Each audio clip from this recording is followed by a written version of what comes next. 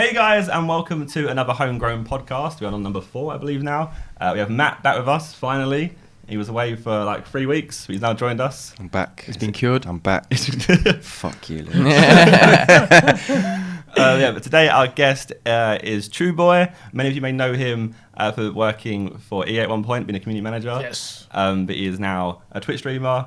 What else would you call yourself? What are you these days? Esports host is what I would say. Esports you want to go for the esports host? I'm going for the first title. That's going to be the first title. Now, I thought a lot of people watching me on Twitch will probably be a bit upset about that. So let's say it's even: Twitch streamer and esports. You got balance. Yeah, you got to balance. One was a door to the other. Is that the case, or exactly? I suppose no. EA would probably open that door a bit, maybe. What, the esports host stuff? Yeah. I mean, it's because I've been doing the FUT Champions series, the one they did for FIFA 17, and then that's what got me into it. I really just enjoyed that. I mean, that's for me the most fun stuff I've been doing the last year. Is just like, hanging out with the pro players, kind of figuring out what they do, and actually just like learning why they're so good at FIFA, and that's made me like really good at FIFA. Like I think I'm like 5 times better than I was at FIFA 16 just by like a little challenge downstairs. Little balls, let's go downstairs. Just by like watching those guys at the tournaments, like it's helped me a lot. So I would say EA helped with that. So like, with the presenting thing, real quick, do you feel like you from Twitch, that Twitch giving you the skill to do that in like streaming? Because obviously with streaming, what people don't understand with streaming is like you have to be able to talk constantly. Which people don't understand. Like, you're like, I just want to play games. Like you watch someone who's streaming, you're like, okay, I'm just gonna sit there, play games, and that's it. That's what streaming is. But you need to be able to be engaging, keep talking, like for hours on end, and like interacting with the chat. Do you think that gave you the skill set required to do presenting? Because obviously, like you come from like a back end job into like a front end job. Exactly. I think it definitely helped out because, like you said, a lot of people, when you tell them you stream on Twitch, they're just like, oh yeah, you sit in front of there, like you said, and it's easy. Like that's everybody who says streaming is easy has never streamed before. Yeah, they're like, I do that without a camera, man. It's exactly, easy, bro. Exactly, and it's like you're using so many parts of like your brain, and it's. When I tell people it's exhausting, they're like, "What are you talking about?" I'm like, "Yeah, because you're trying to be funny, you're trying to engage, and you're trying to be good at the game at the same time while talking, and it uses so many different parts of your head. So by the time you're done, you're just like, your head is just fried, And it's like I'm like, I can only do that like 6 days out of the week. They're like, it's so easy. Yeah. But again, they've never streamed. It's like it's like a different kind of draining. It's like mentally draining. Exactly. You're using different emotions all the time. I tell them it's like being at a party and you have to be social to everybody. All the time. All the time for 6 days straight. Could you do that for 6 days straight? If it's a no, then streaming is not easy. It's like an interesting series to like throw someone in the deep end and go, right, here's a streaming setup. And there's already a fan base there of like guaranteed 1,000 viewers. Mm-hmm. You're just like, right, stream for the first time, go. It will be. So it's an interesting series to watch of like just Rabbit see how someone's going to go like and just like crawl on like helped, and some people are going to like really come out of their show and go for it. Because the hardest part, like I remember, I was watching other streamers and I started doing it myself, and I was like, oh yeah, it can't be that bad. But the one thing that people get caught up on is just like managing the different screens. At the same time, because it's like. It took me like a month to figure out, I need to put the chat on this side because I'm used to turning to this side. I'll put the game to the right of the chat so I can like go quickly. So the chat and the game are kind of next to each other. I don't look away, that kind of thing. And then I'll put all my OBS stuff on like the left. Do you have like donations and stuff on as well, or do you not have donations? Yeah, donations and all that so kind of stuff. Like that reader up there. Exactly, that kind of thing. You see some streamers have like 6 screens. I mean, I've got 3, but you see people with like 6 screens. Wow. And you just you're there right now. Like, what's going on? So how do you make money from streaming as opposed to like? Obviously, with YouTube videos, I understand like how you make. Oh yeah. Like, can you make money off of streaming? Oh, I mean, ask Castro, right? You could definitely, he could definitely make a decent amount. Yeah. So the way streaming would work is, for you earn money the same way as YouTube in the sense of advertising revenue. Yeah. So you can choose to run adverts. Mm-hmm. So there's actually like a dashboard where you can run advert. You can't do it on YouTube, but on Twitch you can straight up just press run advert. So that's advertising revenue, but obviously as soon as you click on the stream, you get an advert as well. So that counts the same way as like a pre-roll. Yeah. Then the biggest part of streaming is more to do with the actual audience watching, for earnings-wise. So you can have subscriptions, so someone can actually pay. I think it's like, is it $4.99 a month? Yeah, $4.99 a month. So you can pay to subscribe to my channel, which gives you perks. So I can kind of choose what perks you get. So that could be you can watch archived streams, so you can watch my old streams back. Yeah. You can sometimes people put the chat into subscription mode only, so only the subscribers can talk. The best thing ever. Yeah, so like sorry plebs. So that means like typically you're gonna get a much more engaged and like organic, nice audience in your chat. Yeah, yeah. So like, because they're people who are really dedicated to you. They're paying to like watch you. And then what other person you add in like emotes, stuff like that. So that's the biggest one actually. Like you have emotes of like my face or his face. That little emojis you can put in the chat. There'll be custom ones. So then you get a percentage of that depending on what contract you have with Twitch. So you get a percentage of that money. Some people have like 1,000 subscribers. So if you was getting like $4.99, you probably get like $3 or something. I don't know what the actual numbers are, but you might get like $3 per subscriber. So it's like 3,000. So instantly that's revenue. And then you have donations. It's like a tip. Someone can go I'm watching for free, but I'm enjoying this content. So here's £1, here's £2, and they can get like a message come up on screen, and then like Chu might go, oh, thanks for the $5 donation, so and so, and they message of like, they ask a question of like, oh, like what's your favorite drink? And he's like, oh, I love water. That's exactly how I say it too. Water. Yeah, that's how. I would say smart water. Smart water. And the thing is, like, I try to explain to people who are like at my age group, like, because I mean, people always say you're old, but like I'm like Nepenthes old. I'm Nepenthes old. Someone else older than me. I'm like Nepenthes age old. And the thing is, like, people don't understand, like, why do kids like that so much? And I tell them, I'm like, it's like us watching Conan O'Brien or Jimmy Fallon, whatever, but then Jimmy Fallon says your name. You know, like imagine, because like I can't talk to Jimmy Fallon, I can't talk to Conan O'Brien, but for the kids, like they can talk to any Twitch streamer. Like there's a higher chance that a streamer is gonna read out what they say, right? Especially if you do donate, then he's obligated to. So to them, that just blows their freaking mind. You know? Yeah, like your idol could be like literally reading out something you wrote. Obviously, you paid £15 for that privilege, but I mean, not always 15. Yeah. So some people like, but some people donate crazy amounts. Like, oh yeah. There's like obviously must be like rich people out there who are very loose with their money, or just it's not even a thing for them. So you go on some Twitch streamers who are like at the high end, they have like top donators, and it's like so and so $14,000. Jeez. Like there might be one amount, or a collated amount at a time. All right, cool. So a lot of times people have like their favorite streamer, they just always like donating to them. Even I've had it. I've had people like do like $700, and I'm like, what are you doing? Exactly. Like it kind of takes you back, because you're just like, because you know, like I was not feeling bad. Yeah, right. Because it's like, what more can you give them? Do you give those a shout out always? Yeah, you have to. No matter what number I get, I always give it like. I mean, I used to stream on Twitch at like 5 a.m. when I was in like a really bad sleep pattern. I would just stream on Twitch, and I keep it kind of low key. I like the low key streams because you get like a really engaged chat. Yeah. And I can like interact with it all, and it's like a conversation opposed to like just spam. That's why I'd have subscription mode on. And yeah, even then I would get like a lot of donations. So, and I'd always just read out every single one. But then now I stream on YouTube instead, just because it turns to video. And I like that whole system. And I've seen that chat. That chat is just... Yeah, so over time I've improved that chat. Yeah, okay. I haven't seen on YouTube in a while, but initially like a YouTube chat, because there's a lot more people there. So like say like my channel, because it has like 2 million subscribers, will have so many people watching instantly compared to Twitch. So the chat is just like spam. Like it's just like, they'll be like trolling you saying, oh, like your microphone's out of sync. Yeah. Like, there's no audio, and you're there like what? And you're changing, like people like you watch streams. People change their settings, breaking their own stream even though it was working, just because the chat has just trolled them. But yeah, over time, like because you can add like same way you can add mods on Twitch. So you can make people moderators who can like delete comments, or they can set like kind of parameters that things you can say, you can't say. Yeah. And over time you start cleaning it up. So I've managed to get there now on YouTube. I haven't seen it in a while on YouTube. So they're getting there. YouTube's improving as well. Oh yeah. So that maybe something you should explore of doing like YouTube and Twitch. True, because usually like a lot of the big Twitch guys, they in their contracts they'll have that you can't stream on you can't stream on a competing platform. So a lot of people won't be able to stream on YouTube. Some people are not as high there, and then they can do both and get away with it. But I think a lot of the top guys probably have to stick to one. I don't think Twitch would want YouTube to be stepping in on their ground, but it's good to hear that it's getting better. Yeah, I mean, there's competition as well. That's the best thing. For any market, there's competition. Competition's the best for everything, I guess, because like Twitch sounds like they're on their shit anyway, regardless of whether there's someone on their back. They sound like they're a quality platform. I think YouTube helped with that, because I definitely noticed the increase in like new features that Twitch brought, like after YouTube got into space. They felt the heat, and exactly because it's kind of like FIFA. I mean, that's everything, isn't it? Yeah. It's everything, because I mean, I always tell people on my stream, like, if you want FIFA to do well, you kind of need PES to do better. Yeah. Because, like I said, I'm, former... There you go. He's got the PES bun. Very, that's so very insulting. No, just kidding. Because the thing is, you always need competition, It's Microsoft does better when Apple's doing better. Vice versa, that kind of thing. And Yeah, you need PES to do better. And it was honestly, like I tell a lot of people in my stream, it's like back when I was working at EA in marketing department, community management, like I would get upset because like this is our competitor and like PES marketing, I won't lie, it's just not good.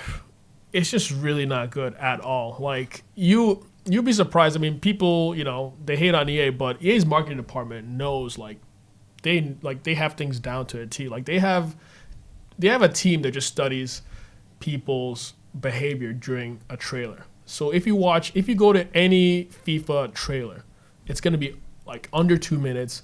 It's going to have special cuts because it knows that you need to gain retention every so and so seconds. You need this kind of shot. And then you go to PES and they have like a 7-minute trailer that doesn't do anything. And I would sit there at my desk and be like, I just went through like, you know, Gamescom, leading up to Gamescom. I just went through 3 weeks of just like hell of trying to get the content plan done.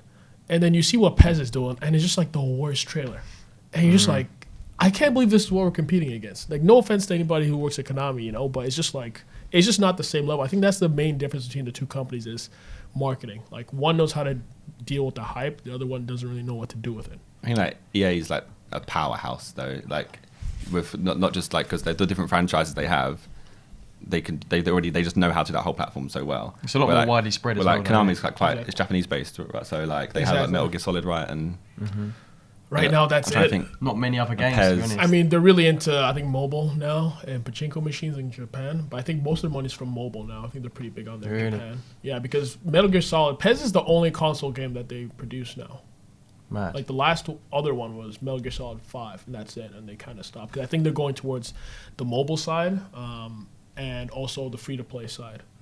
So, I mean, I don't know what's going to happen to PES in the next couple years because if it keeps going the way, because, I mean, FIFA's got a huge market share. Like, we're talking like 95, 98 plus, I would say. It was about 95 when I left, so I don't know. I mean, I don't work at EA anymore, so I don't know what it is now. But when I left FIFA 16, it was about 95, right? So FIFA 17 is way better than FIFA 16. So you can imagine. So I don't know what that means for PES in the long run. Because I feel like it's made some ground, but then I guess maybe it makes ground. EA go, okay, we'll just step forward a little bit more. Basically. Because like I remember in our childhood, I feel like they were quite even. Yeah. When I was younger, I preferred PES. I thought there was a time where PES was just running it. What was it like PES 5 or something? PES 5, PES 6. 5, 6. Like I was because I basically just played whichever game my friends played. All my friends played from PES 7. 06 to 8, like I was just playing PES pretty much. 7 and 8. I think I stopped before. I think PES 6 was the last one that I really even delved into. 'Cause I think like there was 1 year where FIFA went, we're no longer like really blocky and like it was really like slow and sluggish, and it was like there was 1 year where they went, all right, now we're going to be nice, smooth and like fluid. And suddenly, I think as soon as Xbox 360 came out, basically. Yeah, I think it was like 08, 09 was 09, when yeah. the new 09 was one that I was like obsessed with. Ultimate Team. It was when Ultimate Team came out, man. That's when it started to really. I mean, Ultimate Team wasn't big then, but it was like I remember. I think it was 09 they had the new engine. I think they got a lot of new people to like because I mean, a lot. Of, now it might seem like EA is complacent, but honestly, when I was there, they keep a watchful eye of what goes on PES. To be honest with you, like when I was there, when PES comes out, they give us a copy, play it, tell us what's good, tell us what's bad, tell us everything. You know, because a lot of the guys who are there now, they know what it was like when PES was number 1, and they don't want to go back there. Yeah, because it was not great times, I'm sure, because PES was dominating. So they really, again, people might not think that FIFA doesn't move that far forward, but when you compare FIFA 12 even to what FIFA is now, I think it's probably had the biggest change in like just mechanics and gameplay than any other sports game, I would say. People just have that like nostalgia attributed to like certain FIFA titles, that whether it be like was it like 11 where like the Brazilian the silvers. Exactly. Do you remember 2002 when they had Paul Scholes on the disc and it was like a scratch and sniff of like a football pitch? Yeah, that's true actually. Do you remember this? Yeah, there was a scratch and sniff FIFA. Yeah. No way. So random. I saw a copy in the offices once and I was like, what? They had that's going to be worth a lot of money. It smells like grass, like football. We had the indoor football as well. Was that 99? Yeah, 97. Was it 98? 90. It's around the 90s. Pretty sure it's 97. One of those. You could take out the keeper. True. You could just straight up kill the keeper. You could dive back then. You could kill people. You could do like there was like a tackle, then there was like a vicious tackle, like elbow, like. I think the indoor football one was like a really good thing that I wish. Because we had FIFA Street. Exactly. So I guess you would like. I guess that's a completely separate entity, right? FIFA and FIFA Street, like they're different teams. Well, they're the same team. I would say it's I don't think it was that much different. I came on, so I started like 2012, so I came on right after the last FIFA Street came out. So it was like a few weeks after, and I came on. I don't know if you guys remember Euro 2012. Yeah. The add-on. I came on like right before that launch, like, and the launch did not go very well. I don't know if you guys remembered, but the mode wasn't working too well. It was like the first DLC that they did, and so I was kind of like thrown into the fire at the time because I just came on. They're like, all right, tell the community that they'll basically hate you like your first week. I was like, oh well, that's a great start. Like, write this message, that kind of thing. So that's when I came on. So FIFA Street. I'm not too sure. I think it would probably be the same team, but then it's just like they just kind of move from like they'll have like it'll be separate, but like one team be working on Street, other be on FIFA, and then after Street's done, then they come join the other team to keep going. So that's like an IP they should have worked on more. I feel like that's a really good concept. Yeah, a lot of people say that. Like it never. So I think on PlayStation it kind of like where like single player games was the thing back then. There was no really like online networking. Exactly. FIFA Street was amazing. Like you and your friends, you'd just mess about, and then I think as soon as the whole new gen happened, FIFA Street never really got the online part to work well because it was basically like we're playing FIFA Street, but I'm just going to score normal goal because it's easier. I'm not going to sit here and try and do 30 skills and then score because I'm wasting my time. So then they never that never became fun. It never really worked. So I feel like they just managed to get like a concept, like something down where you had to do like the skills are kind of like it's like the game breaker thing. Yeah, exactly. Like if you maybe you could only score if you got up towards the game breaker. Exactly. I think that has so much potential there as a game anyway. Even if it's an add-on, like imagine on FIFA 18 you just have FIFA Street, you just add it on, just there. Yeah. I mean, it kind of ties back to what you guys were saying on the last podcast with Nepo, where it's like, remember how you gave that example of, all right, you guys have 7 Sidemen shirts. And then one sells way more than the other ones, right? Yeah. So it's like, do you focus on the other ones if you don't have to? Because, I mean, at the end of the day, it's a business. Because, like, people always say FIFA Street should come out. When I was there, it's like, I mean, FIFA Street, I thought it was good. I felt like the community didn't act like they liked it as much as they say they did. I don't know if it's more nostalgia. Yeah. Maybe. That kind of thing versus at the time, like, did they play it for a really long time? Like, were they playing FIFA Street for months or did they just play for a month?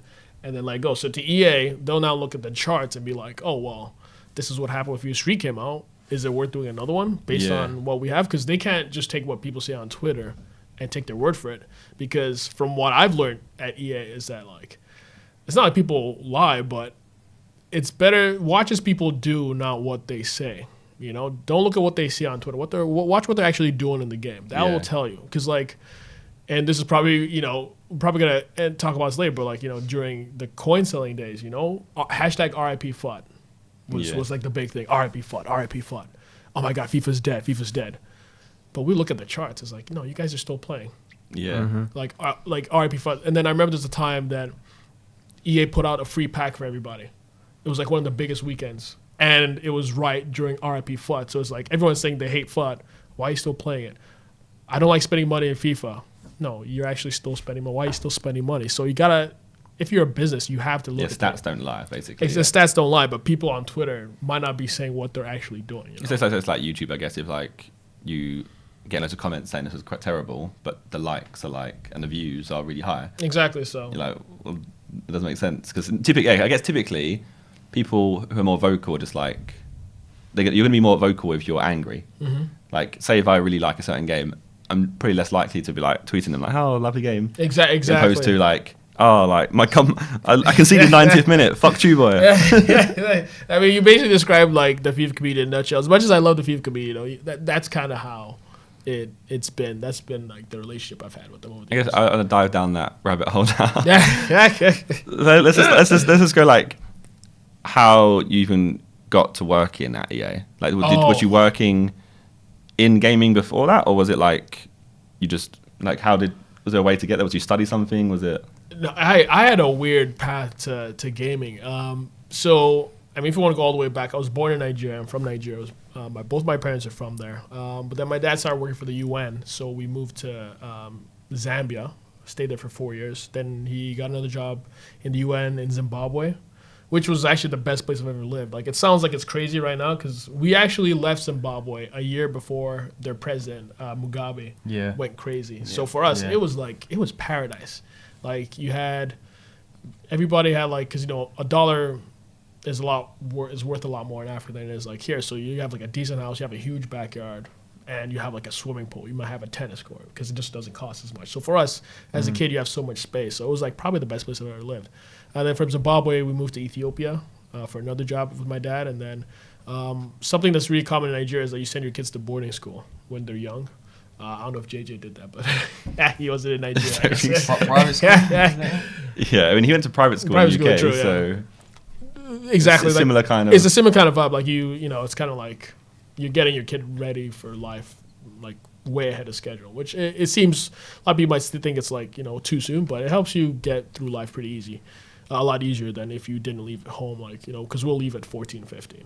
Yeah, so you got to learn how to do a lot of independent things, exactly. Like house chores, basically. What is it like? When we was at school, there's a few guys, Nigerian guys. I know one or two that when they were proper naughty, they were like, all right, well, you're getting sent. Was it to boarding school? They got sent. They got sent to boarding school. Home. I think they got who sent you? Who sent you back to the Nigeria. village? Hey, I should never brought this boy to UK. Yeah. That happened to two people we know. Dude, that is every Nigerian parent. That is the threat. Like they'll send you back to the village. If you get bad grades, they'll send you back to the village. I should have never brought you to America. I should have never brought you to the UK. That's like the one thing that they have over. Really? Oh my god! And I've seen people. Yeah, they've actually done it. Like if like they're messing really about. happened in our school. Yeah, right. Like they're probably spending their money on like getting tables or something, like spending the school fees on getting tables. That's the one situation I know where like a guy I knew was spending money like that was supposed to be for his school fees. He would like pop bottles in a club, send his ass back. Mad. Like straight up, So yeah, the boarding school thing, it makes you understand life a lot quicker, how to manage your own money, how to not be homesick. Like 15, I just stopped being homesick, which is like a good thing to have. So I went to boarding school in the U.S. in Massachusetts, like a couple hours away from Boston. When you were 15, you say? Yeah, well, I was 15. This is like So the your last. parents that was still in. Yeah, my parents were still in Ethiopia at the time. It's mad. So exactly right. So see, people like it's Quite crazy for us. It's just like it's 15, standard. Yeah, because I have 3 older sisters. They all did the same thing in different countries. One that went to the UK, one went to the US, one went to I think South Africa. Swaziland. It's like a country in South Africa, right? And to us, that's like standard for people. People think it's crazy, but yeah, you just kind of learn to adapt. So I was in the U.S. by myself, did 2 years of high school, graduated. Then I decided to do engineering. I don't know why, to be honest with you. I was an industrial engineer for my undergraduate degree. And industrial engineering is basically like making sure factories run on time, like logistics, stuff like that. Like I would be, if I was still at the old job, I would be organizing how the Sidemen like factory, the clothing factory, how like, we need pallets. We need 6 pallets over here because we need to put the inventory on this side so there's a forklift can get easily through there. It's basically my job. Exactly, that kind of thing. But you skipped a degree. You're probably smarter. You skipped a degree because that degree cost me like. Well, I skipped that degree, but not a degree, sadly. Oh, there Still you wasted my money on that. I mean, I always wondered like if when I have a kid, like will I force him to go to university? Maybe not these days. When we went, it was cheaper. Oh yeah. But like now, it's like triple what we paid, and it's Yeah, probably right? similar Well, in America. in America, it's super expensive. It's right? super freaking expensive. Yeah. So in the UK, when you went, Is it 9K a year? it was. We paid when we went, it was 3.3 or 3.5 a year. So a year? But then accommodation as well. £3,500. Yeah, so I moved out, but I lived on my own. But I didn't. Yeah, I was paying for it through YouTube. But you'd also you get accommodation. They get like a loan from the government. That's sick. What the hell? You guys pay? So it'd be like about 10, it'd be about 10,000 just for your education part for the 3 years. And then how much is like accommodation was like what 3 to 4K a year. Okay. Yeah. Don't they have it? Isn't it called Sally Mae in America? No, well, it's like America. They kill kids over there with that. Like, I mean, luckily my dad was able to pay. Like, I thank him so much if he's watching this. Like, thank you so much because I graduated. This is how old I am. I graduated university in 2009, and some of my friends just paid off their loans because that's how they get you. The only way you're gonna afford it is through loans, and then you pay the interest and everything, and then you're paying for it. Mad. It's mad. You're paying. You're taking out your paycheck for the next 8-10 years, that kind of thing. So that's how they do it. Like when I was in school, mine was tuition alone was $30,000. Now I heard it's $50,000 for my school, and that's tuition. That's not accommodation. Americans like much more expensive because ours is now 9,000 to 10,000. Is that for 3 years? Like that's for like 4 years. 4 years. Yeah. And would you say the quality of education is worth 50K? I mean, this is gonna. Let's be real here. You're like the parties are worth 50K. No, I mean The honestly, parties are look, the level. only 2 things. I mean, I wouldn't change anything for the world. The only 2 things I learned from university was how to get things done and luckily I met my best friends. That's it. Social connections. That's it. Other than that, I mean, school really is just, they're just there to make you memorize stuff. They don't really teach you how to get through life. Elon Musk said that. He said it's just like it's like learning equations. It's just like learning. Who said that? Sorry? Elon Musk. He Exactly. said education is just like you're just learning code. Yeah. You're not really learning. You're just memorizing. You're not doing stuff. it. Yeah. Yeah, exactly. You're not learning. You're just memorizing for like 18 years. Yeah, basically, and that's where I was not a great student. I was like a C+ C student because I was just bad at memorizing. Like I would do good. Like any class that required like a project, like I would ace. Like anything that didn't require a test, but 90% of the stuff required tests, and like, you know, I would just like not be good at memorizing. I would just forget everything, and like, yeah, I would get like a C or a B, something like that. But then, does that really like? I can't even tell you anything that I learned from school. Like, have you needed any of it? No. Yeah, exactly. I mean, so luckily I did a minor in marketing, so that was more project based. So what they would do, they were like, and I have to thank one of my marketing teachers because he kind of led me down the road to getting a job at EA, because I was like, all right, marketing seems cool. The reason I wanted to do marketing was actually like the Nike football commercials. Those are like my favorite thing as a kid. Like Yoga Benito and stuff. Yeah, Yoga Benito, like Marvelous Mambo. like all that, like I Ole, remember that was Ole. Yeah, oh, exactly. That was a big campaign back When then. they stay Those and they were go backstage. Like my favorite one was the secret tournament with Cantona, and they had like a tournament like a cage. It's from like 2002 or something like that. So I always they were in a boat or something. Yeah, exactly. They're in a they boat. bust the side of the boat. Exactly, Yeah, and they bust that, and that was like, I was like, if that's what marketing is, like I just want to. I'm in. I always wanted like my one thing. I was like, I want to make Nike commercials. That was like the one thing. So I did marketing in that class. Sick. Basically, it was way different. And the reason I have to thank that teacher for is because instead of doing like tests, it was like, all right, you have to do a marketing plan for an actual company. Like you have to go meet them, talk to them. You have to set up the meetings. I'm not gonna do anything for you. So that teaches you, when I'm outside of school, I'm done. Yeah, I need to be the one that follows up with people. I need to check in. I'm in charge of what goes on. It's all responsible to me versus, all right, memorize this test and then do the test and forget it 2 weeks. So that's what school is right now, and it's just not. It's tough to say it's worth it. I wouldn't say it's worth it unless it's like one of those super Ivy League schools. Unless you're going to be a doctor. Or something like that. It also, it's like I'd say, like from my experience from uni, the best thing to take away from it is obviously we did in the UK we do like quite a lot of public speaking. Like you did a lot of presentations in your course. There was a couple really of actually. mine. But like you end up doing like quite a lot of presentations, so like public speaking helps you with like interviews and stuff like that. That's really good, actually. Then essay writing as a whole teaches you how to be like I feel like quite a balanced human in the sense of you can see arguments from both sides. Yeah. Because you're taught to always look at both sides. And then the other thing is, the main thing is just being with like-minded individuals, which you find your best friends are, people who are interested in a similar subject to you. Exactly. But those people, it can lead to different paths. So you could have the one where like you might make friends with someone, but that person's now a contact for you to like work somewhere, or that person might befriend someone who then gets you a job somewhere else. Like that can end up coming like a little spider web of network. Exactly. And other than that, that those people push you further, because so I'm like saying it out. I did quite a creative course. I did film production, so there were people when I went there who were so much better than me. Mm-hmm.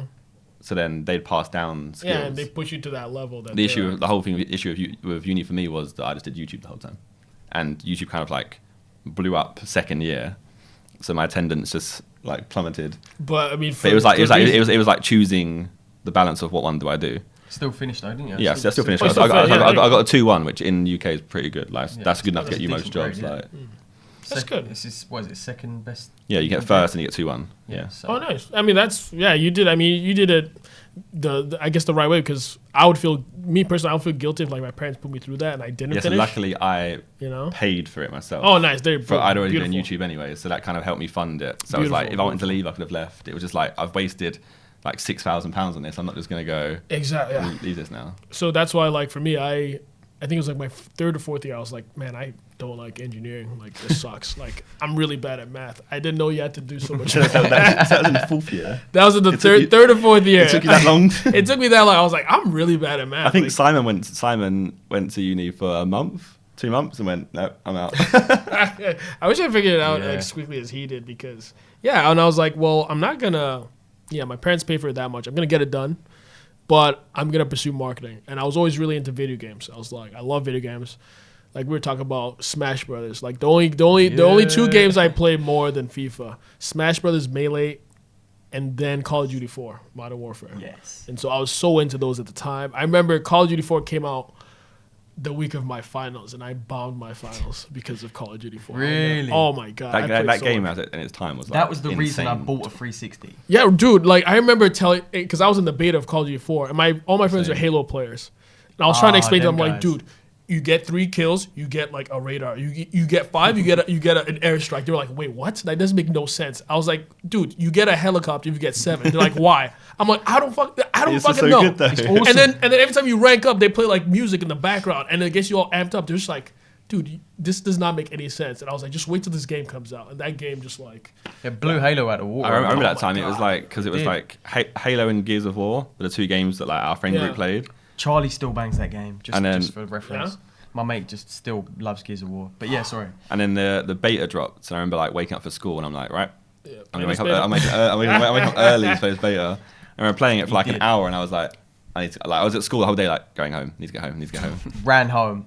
And them kids with a big bag. That was not me. But literally, from that point on, as soon as I played that game, it was like, okay, Halo is over, and Gears of War is over.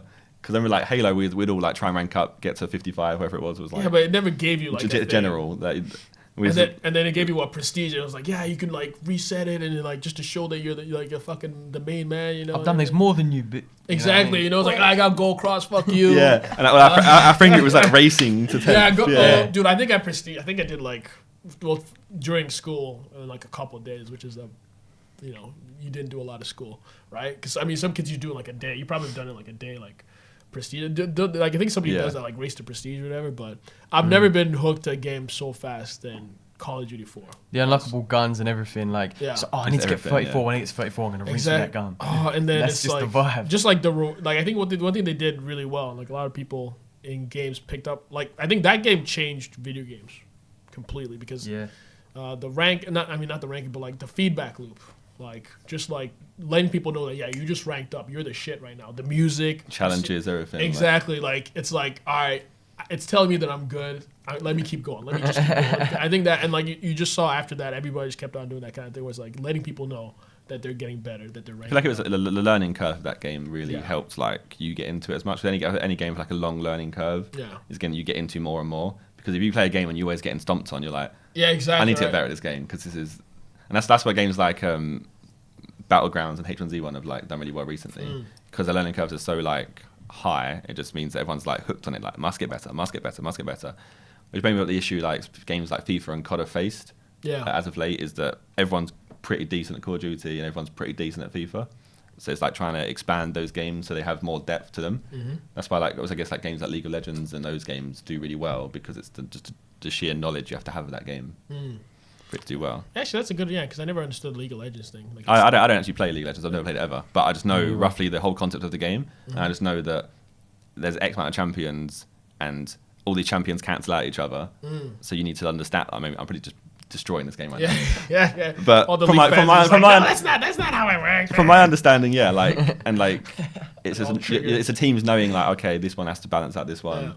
And like trying to cut each other out to then have an advantage over the other team. Similar to Overwatch in that sense. That's that kind of. I think Overwatch stems from that base concept, but then I guess that's like a tower defense one, and Overwatch is more. Well, that like Overwatch is basically taken like the whole champions heroes thing and gone. Put it into Call of Duty-ish.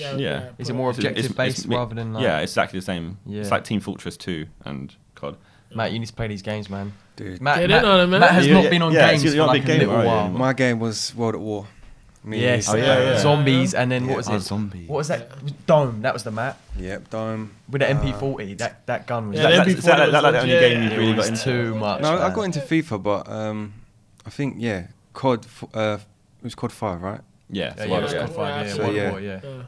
Yeah, I was obsessed with that. Zombies, I loved like it was kind of like history as well. At the same time, it felt kind of like all the guns, all the Japanese sort of stuff as well, and it was sick. I think that's what COD lost recently is that it lost its like story behind it. Wasn't it like in space and shit? Yeah, all that mad exosuit stuff. stuff. I think that's where it loses its depth. Yeah. It loses its depth there. You say that, and everyone loved Halo. So True. Yeah. Bro, Yeah. True. The storyline on COD 4, I love that as much as the online. Yeah. Oh. That was like a film. It's like you were playing a film. But apparently, all the new stories are really good. I've just not. No, played them. like Advanced Warfare story was really good. I'm a big Kevin Spacey Really? guy, so like I love I've never played any of. Kevin Spacey, hang on. Yeah, he was in it? Yeah, he was Yeah. an Advanced Warfare single player. Yeah. Isn't this year like this year yeah. like Conor McGregor and stuff? Yeah, I've Yeah, seen kinda that. like, I mean, Really? yeah, that kind of stuff was, but I was like, yeah, give me Kevin Spacey. But they're like blockbuster films. They are meant to be really good. I just haven't played them. Yeah. But I feel like old school Call of Duty's had like like you'd love it because it's like World War One, World War Two. Yeah. It gives you actual Yeah. history Yeah, and like yeah. it places you in Man. a place in time. So like was it like one of the CODs had like the D-Day thing, like, where Yeah. the That was D-Day World War landing. What was that, Yeah. Black Ops? Oh no, sorry, DJ World War was as well. World War Yeah, War World II. War. Yeah, so like you come on the boat, then you land on the beach in Yeah. Normandy, and it's like that's an actual real thing that happened, Yeah. and you're placed in it. That's so what it's I much love. more That's what like I love. engaging. Yeah, they don't have that anymore. I feel like the new Call of Duty, because they're going back to that, aren't they? Yeah, They're World going War to II, the, that could have that. Yeah. I genuinely feel like they should do stuff like that, a crazy storyline with that sort of stuff. But I feel like from what I've seen, it's not. I want that realism, but apparently it's not there in the fact that aren't they taking out Nazi They symbols made it and all the politically rest of it? correct. So there's no Nazi symbols. No, wait, what? Yeah, Yeah. the So you're swastika, fighting the the swastika Nazis. has changed to it's like Like a a I think it's a cross. red flag with Oh, a white bit and a cross in it God. because it has to be PC. It's like, Yeah, come that whole on, man. PC stuff. Like, really, this stuff dude? really Like, happened. It, Like, it actually happened, so just say it because it happened. Yeah, I feel like That it's- doesn't it's make a- sense. It's an 'cause American thing though. You're killing Yeah, people. it's an American Yeah. thing. You're I think killing people. So how is it Americans seem much more politically- PC than us. Yeah, you guys are not. Definitely not as PC. I mean, We just say whatever. yeah, North America is just you just gotta be. I mean, I get it, but it's like you always gotta be worried about what somebody else thinks about this thing. If they're offended, everybody's offended now. I don't. But it's history. it's the lawsuit. Yeah, and like side it of literally things. happened. Like you're not gonna erase that. You have to talk about history. Yeah. But yeah. I feel like if anything, that's better. If kids are going to be playing this game, it's better for kids for them to know exactly what it was like.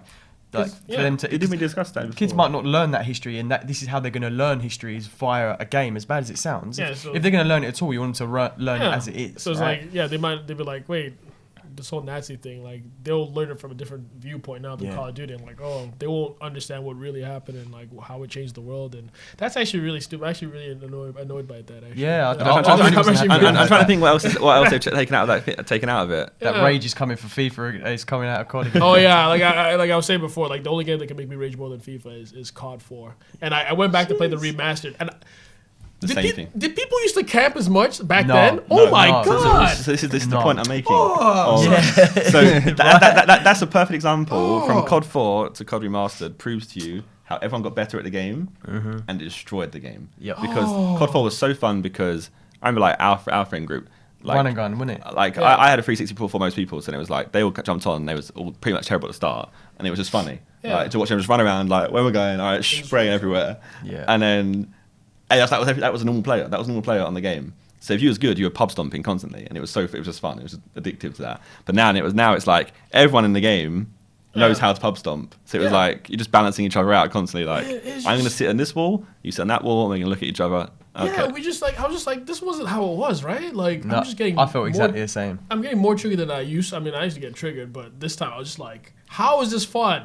Like, you know, like not. I watched Yeah. Nick, you know, and I started watching was it Nick Merckx, and I was like, and you know he plays the competitive side of it. I was like, yeah, actually this kind of did used to happen, like at least in the competitive side. You know, it kind of Yeah. reminded me, and I wasn't really playing competitive, but yeah, I mean remaster was good, but I was like, I don't think I can take the stress anymore. I got FUT champions to play.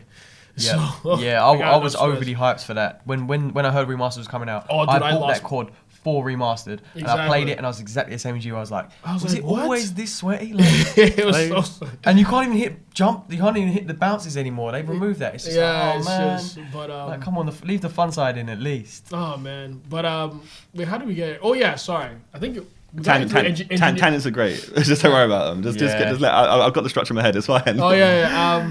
But I think it was like Oh yeah, it was like marketing and engineering. Like wanted to do Nike videos, stuff like that. I take it back.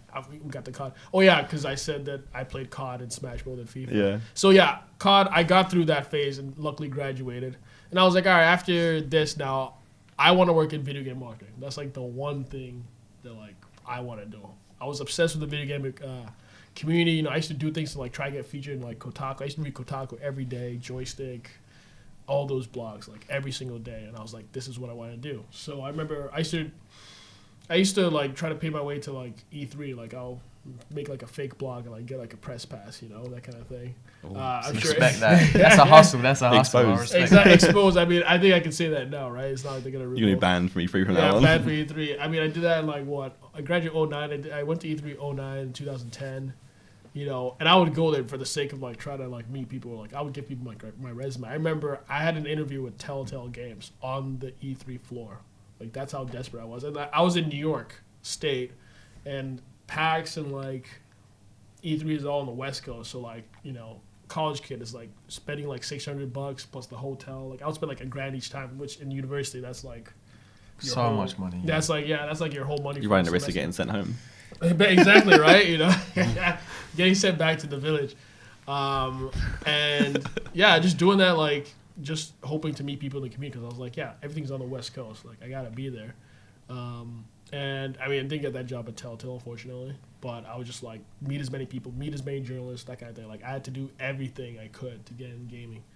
And then I graduated from university, but it was during the recession, so I was like hit the recession right in the head. So like I would say my whole graduating class, I think only 30% of us got jobs right after. It was just like super brutal, you know? So went back to live with my parents that lived in Canada at the time. You know, did the mom's basement thing for about a good 10 months, you know? Didn't get sent back, you know, because luckily they were in Canada, so I didn't get sent back to the village. But, you know, I started telling them, I was like, yeah, I want to do video game marketing. And to be fair to them, you know, like a lot of people...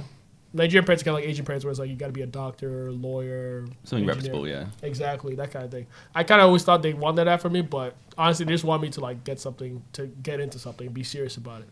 So luckily, you know, they didn't understand video games. Nigerian parents, video games is just the reason why you're not listening to them. That's how it always was. You could ask any Nigerian kid, like growing up. I'm sure it was the same with like Deji and KSI. Like their parents probably hated video games because it keeps you from your studies. Like Nigerian parents, in the summer, they'll tell you that you should be reading to get prepared for the next year of like secondary school instead of playing video games. So you're just like, that doesn't make any sense. So, I mean, they didn't like it, but then I think they started to see that like I really wanted to do it. And, you know, I was like, yeah, I'm going to go for it. So what I did was to make an excuse to move to the West Coast where all the gaming companies were. I did like a certificate in marketing because I was like, I want to do marketing. Let me get some more coursework in marketing. And I did a 1-year program at UCLA. So I went to LA, so, you know, E3's there, all that stuff is there. Try to network, perfect. You know, exactly. And that's for anybody, and for any kids that like want to do, like, you know, they want to get into games, but they don't have the profession, they don't have the degree for it. I would say look at like night school, like certificate programs, because that's technically what I did. I mean, industrial engineering has nothing to do with games for the most part, but if you could do like a cheap 1-year course, get a certificate in something that is in what you want, that can steer you in the right direction. So I did that, got the certificate, then I got a job doing marketing for like in an ad agency for like the Windows Twitter, HTC Twitter and Facebook, stuff like that in Seattle. So I moved to Seattle for a year to work on that. And then in the US, if you're foreign, you get a 1-year student visa to work after you graduated. And then after that 1 year, the company has to sponsor your visa. They have to get you a new visa. But usually you have to be in a high-paying job, like an engineering job. So if I stayed as an engineer, I probably would have gone a visa. But it was a low-paying job at the time, and they told me, they're like, all right, we're not going to pay for your visa. We're not going to sponsor you. So I was like, fuck, like I gotta leave the U.S. And when my dad was my age, he moved to Canada for college, and he became a citizen. Back then, you could just walk in and become a citizen, walk out, right? So he became a citizen. So I was always Canadian growing up, but I just never lived there. So I was like, all right, let me try Canada. And I went to I remember being like really like sad about it. Went back home, sat at my desk, looked for jobs, saw the FIFA community manager thing, wrote an application. I even wrote I made like a blog about like why I deserve this job. Like all the things in football I've done, how I know every single thing about Manchester United, how like I wake up at 5 a.m. to watch the Premier League and everything. Wow. It's that commitment. Exactly, because the thing with it, and anybody that's trying to like apply for a job, like you got to do something different. You like got to above and beyond. Exactly, you got to do something above and beyond, because the people who are looking at the resumes, sending them on to the people hiring, the HR people, they're looking. You got to do something that makes the HR people look good. that's the thing in life. It's like if you're in a workplace, you gotta do something that makes other people look good. So the HR person's like, look, I found this guy that does this crazy stuff. He went above and beyond. It makes the HR person look good, and you just gotta do something that stands out. So it was a thing that stands out, and yeah, they passed it on. I mean, even till this day, like I saw my old boss like a few months ago. He was like, yeah, dude, I remember. Like I keep telling people, like I keep sending that same blog that you did, and like everybody knows about it. Like everybody still talks about that one thing. So a week later, I got the job at EA, just like after like being like really sad about it, because I just always obsessed with like I was like video games. It took me about like this whole process was about like 5 years, you know. And then yeah, it worked out. Moved to Vancouver, and then people told me that I created price ranges and said that I'm the worst person ever. But that's where it led to. So I guess the main thing there is that it wasn't necessarily like your skill set or what you had learned. It was simply just that you've applied for something and you stood out, really. Exactly.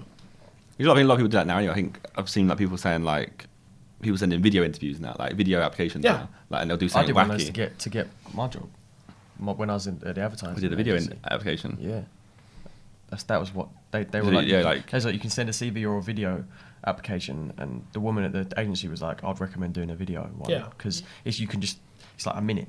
It's probably shorter to watch that than to read. Exactly. And it's more engaging as well. It's more engaging because the HR person doesn't want. I mean, think about it. Yeah, they get blocks of text, same pages, the same thing over and over again. And this guy said something cool. That's obviously going to stand out. So you just got to figure out what that thing is. I feel like the issue in school we taught like to write like things they want to hear. Like I'm a great team leader. I can work in a team. Oh, I can do this. Shit. I can deal with it. I'm professional. I'm disciplined. I arrive on time. And you just went like, yeah, I'm usually pretty late, but I'm sick. Yeah. And the thing is, like nowadays, I would say like people. I mean, you know, you got your straight A students, all that good grades, but I think now in this day and age, people want the person that's actually done something. They don't have to be great at school, but they've actually done like had the motivation to go out and do it themselves. Exactly. That's a massive thing, isn't it? Exactly, because if you can't do it for yourself, why would you do it for someone else that you're working for? Exactly, because that thing is like, and a lot of kids will realize this when they get hired, is that people don't want to hire somebody that they have to like baby train like the whole time. Like they want somebody that can hit the ground running and can just go. So if you show that you've done all this stuff before, then they're like, oh yeah, this guy, I don't have to like worry about this guy. And I think that's what really helped me at EA, because I was like, I know FIFA, I know marketing, I know all that stuff. You don't need to teach me anything. I'm there, and like they just left me alone. And luckily, I got given the project of they're like, we need somebody to. We got this new mode that's getting really big, and we need somebody to understand it for the company, and then also figure out how to best market it. And that mode is called FIFA Ultimate Team. I didn't know of that mode until 2012, and that mode would change my life for better. Definitely some weird parts, but definitely for better. But yeah. So when the Ultimate Team dropped, like 2009? Yeah, I think it was. You have your virtual pro in your team. I think you have duplicate players as well. I remember. I got Ribery in my first ever pack, and the boys were like, "Yeah, sell him. How much do you go for?" 20k. I sold Ribery for 20k because it was the first few days of Ultimate Team. I knew no better. I didn't know how much 20k was worth. Sold him, and then about 3 months later, he was worth like 250,000. I was just like, yeah, pretty much. Seen it very good at Ultimate Team now. Yeah. I'm awful now. Yeah. But yeah, I wanted to. You sort of touched on your love for football. Initially, I'm not going to lie, prior to this, I thought you were Canadian or American, but I didn't realise your heritage was, your roots were like based in, around Africa, spread around Africa. Mm-hmm. I didn't realize. I was going to say, where did your love for football come from? But clearly, Africa's a passion for football. Oh, dude, we treat the Premiership like it's our league. Like you see, like seriously, like the taxis, like we have these like these van taxis, and like they're basically like you'll see like posters of Josie on the side. It'll be called like, oh, this is the special one bus, stuff like that. Nigeria is obsessed with football, right? And especially Premier League. So I've been watching Premier League since it started, like 92, as a kid. Started watching Cantona, and then I got obsessed with United. See, I think I've seen every season of Premier League. Is it at 25th? It's 25th year anniversary, right? This year. I think so, yeah. I think it is. It'll be United then. Yeah. Is Man United the biggest team in like Africa? Of course. Yes. Well, to be fair, Chelsea's getting bigger because of Mikel and Drogba, Chelsea got really big at that time. So Chelsea maybe have eclipsed them in terms of like, just because whoever has the African players basically wins. Yeah. And United never had like a ton of African players, to be honest with you. So Chelsea got really Liverpool big. stepping up. Yeah, Liverpool's probably getting a bit better, and then Arsenal was really big because they had Kanu, it was hard for me to hate Arsenal at the time because it's like Kanu was like one of our heroes. And then Okocha was playing in the Premier League, so like we just all used to just JJ Okocha. Yeah. My God, he's a freaking legend. I bet he's a legend. He's just like a god to you, dude. You know he actually Nigerian. He ruined a generation of Nigerians because when in a weird way when I was a kid we used to love him so much that literally most of my friends who are my age and learned how to play football. They don't know how to shoot because they were too busy trying to learn how to dribble.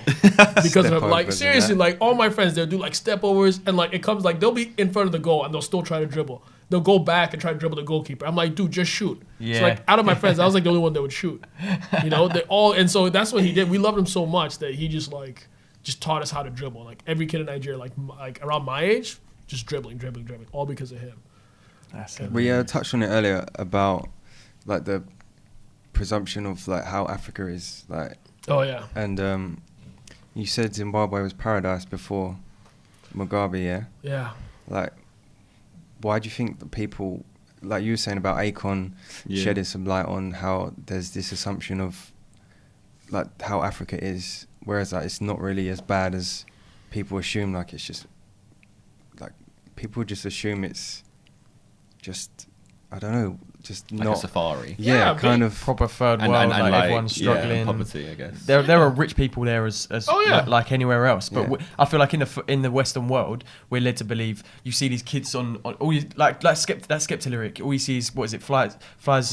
Kids with flies in their faces on the TV or whatever the lyric was. That's what in the West. That's all you get shown of Africa. And that's the problem. Is like that's all you get shown. So that's all you think. That's all you think is there because that's what's on it. But like. When I was in Zimbabwe, you take a picture like of going like to a mall. It looks like an American mall. It looks like a British mall. No difference. Like Nigeria is like my friend was telling me like you can go to a club and there's like only white people. I'm like, wait, what? Because I haven't been to Nigeria in like 5 years. She's like, oh yeah, because the thing is with me when I go to Nigeria, I go straight to the village, like my dad's hometown. Like we don't really like stay in the cities that much. So I've never grown up in the cities. So my friends have just moved back recently and they're telling me about it. I'm just like, are you serious? It's like yeah, it's like so where are they coming from? They're just they holiday. It's just expats. Makers. Like it's all expats. So like embassies, just foreign companies, oil companies. A lot of like oil companies will move people down there, and it's just like like in the big cities, it's just normal now. Yeah, it's normal. I mean, every city has its bad parts, but that's the thing. It's like on TV, you just kind of show you the bad parts, but a lot of Africa is just like normal. Is that what's the sort of popular like occupation for like kids and stuff? You see like here is YouTube belly rumble. What's that? Belly rumble. Maddish rumble. I was like, Jesus Christ. Sorry, what were you saying? Like you see what you do, you're operating like Canada and you come to London and stuff.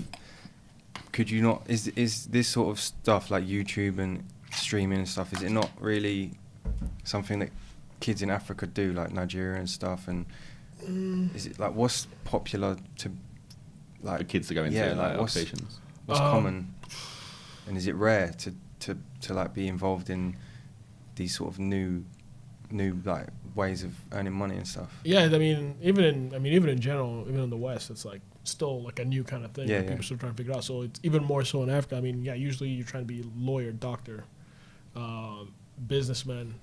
Well. Businessmen in the good sense, right? Because in Nigeria we can get some shady businessmen. Doctor especially. Like everybody, usually like a lot of my friends grew up wanting to be a doctor. Yeah. So that's the usual way that people, that's what success has been told to us as is. You got to be a doctor. You got to be that, an engineer. So I still think that's what a lot of people go for. But then a lot of opportunities with social media are popping up. Again, I haven't been back to Nigeria like in a while, but I would bet there are a lot of kids trying to do music, and either they're trying to get her music would have been a big one. Wizkid, exactly the kids people who like lead that generation. Yeah. Exactly. So I mean he's probably like 6 or 7 years younger than me, so I'm sure his generation they see him and they're like, oh yeah, that's a way to make it. I can do this. Like I can do this. Absolutely. And like Nigerian movies are big. Like Nigeria has the third biggest movie industry. It's the best. Yeah, and it's the. I've seen some on Twitter. Yeah, it's the. I mean, they make those movies in like a day. Yo, those special effects are crazy, dude. It looks like YouTube videos. It's really good. But like, it's so funny. Oh my god, it's so funny. So it's like there's that like our entertainment like. Because in Africa, like, Nigerian movies are the African movies. Like, everybody in Africa watches Nigerian movies now. There's, like, channels on, like, because Africa has, like, its own, like, there's, like, a cable service that's available in just Africa. And, like, they have a movie channel. It's just, like, Nigerian movies. Yeah, they have that in the UK now. Yeah, right? you probably have it in UK. They have Sky. And it's, like, Nigerian movies. Think that's been about for a while. Yeah, like, it's, like, a good 3 or 4 years. Oh It's like... There's literally just a whole channel like, dedicated to Nigerian movies. It's so entertaining. Like, so just looking at like, what am I watching? It's usually about like witchcraft, money, witchcraft. They kind of like parody certain actual films, like The Matrix, and adding like special effects. And it's like, the worst effects. What's going on? Or they'll have like, I don't know why they do this. I don't know if they do this anymore. I haven't watched one in a while, but they'll do like, it'll just be a movie. It'll be called like, there's one called Beyonce versus Rihanna. And he's just be like a girl called Beyonce and she's like really posh, and a girl called Rihanna and they're just like beefing. It's like clickbait. Yeah, exactly. It's like, Nigerians have clickbait in their films. It's just like that's quite funny. Yeah, that like runs Africa. So like opportunities like that, I'm sure have popped up. But I think at the same time, like I mean, I would think that a lot of kids like, because a lot of people who watch my stream are British. I mean, they're Nigerian kids, but you know they grew up in England. Stuff like that. So I think they're seeing that as like, oh, it's an opportunity now. So I think interesting to see if like there'll be a big African YouTuber and streamer who actually lives in Africa. Yeah, that's tell JJ to go there's back. There's a niche, man. I bet you there's. Because that's like because you'd be tell like JJ you'd be like to go back. I told hero. him to go back. I said JJ, you should go back. That would be funny. He's like, no, like you know. Yeah. What they say because that's you live like an absolute god. Yeah, because a dollar goes way further. Like you said earlier. Yeah, like all like. I mean, technically, I should go back, but, you know, there's not the internet service. Well, the internet service is pretty good, but, like, you know, they take power off it. And so, like, I'll be streaming and then power just goes out and I have to go to the generator. So maybe that's not good. But, like, some of my friends went back and, yeah, they live, like, freaking, like you can have a driver, you can have a maid, you can do that because it just goes further, you know? I think I've seen a lot of documentaries of, like, people who have got, like, just a decent amount of money in Africa and they're just, like, how far it goes is so crazy just to see. In comparison, like you could have people working for you and you're on like a normal like 90,000, not normal 90,000, Jesus. Like someone who's earning well like 50,000, but they live like they are millionaires. Yeah. Because everyone's like, you're a hero. Yeah, it's just like, everything goes further over there. Like, again. It'd be funny. Like JJ just go buy a house and just see what it would look like. I think because the house isn't like, my friend just bought like a condo and it's like the equivalent of like, he's like $30,000. You know, I mean, it's out of town, but he's like, I was like, dude, you just bought a condo. He's like, yeah, it was like 30,000. They built it and everything. But then in Nigerian currency, that's like a ton, right? Yeah, like in London, if you bought like a 1-bedroom apartment that was like the size of this room, it would cost you like 200,000, 300,000 pounds. That will get you like a mansion, a palace. Yeah, no, not even a man, like a palace with like swimming pools, like maids. Like in your, if it's like again outside of the city or like back in your village, like that's a. So you got to do something about internet power. Right there. Yeah. Yeah. I mean, because especially if you and Africa's one of like, what's that? Anyone want to move to Nigeria? Ghana maybe? I feel like I might move. No, because like some guys I know in Vancouver, because the thing about Africa is like it's one of like the most developing markets because like I mean there's high like cell phone use, stuff like that. There's so many people, and it's not like there's not a lot of like standards, you know. So if you're the person that comes in and like sets the tone, like, oh, this is the money app for Africa. This is the PayPal for Africa. Like it's waiting for that. This is the Spotify for Africa. This is the this of Africa. Yeah. It's so open to that like I know guys that go, but they go back to Zambia and like they've just made like I forgot what kind of app they make, but something with like healthcare or something like that. But like they could just be the healthcare app for Zambia, and then they go back and live like amazingly and yeah. I think that's like what Akon is doing. So the thing that Matt touched on was like, Akon is like a conference, and we're just talking about like the way Africa is presented to the Western world and saying like United States is the best marketing country there is. Like they make America seem so great. Yeah. But there's many people dying in Chicago daily that are dying in like certain places in Africa, and it's like the same. There's still poverty all around USA, but you don't see it. All you see is like Hollywood. You see glamorous lifestyles. In Africa, all you see is giraffes and then poverty. I mean, and the funny thing is, growing up in Africa, we learned so much about the U.S. Like, I knew all the 50 states in the U.S. I knew U.S. history. Like, we learned so much about the U.S., more so than even people in the U.S. And, like, yeah, growing up, I mean, the U.S. is still, like, your aim is to get to the U.S. Like, it's the glory land. Cause it's that kind of, like, American dream, but in Africa. Exactly. It's like that American dream, you know. That's why, I mean, I would say, like, you see a lot of African sons of, like, the children of African immigrants, like, that you guys might know, they're probably pretty hardworking, right? Would you say? Like, they're very, like, you know, serious, hardworking, because, like, for us, like, in Nigeria, it's like, if you send your kid all the way over to, like, the UK or Nigeria, like, I mean, over to the US, like, you know that you gotta get shit done. Like, people are counting on you. I just find it goes one of two ways. They either...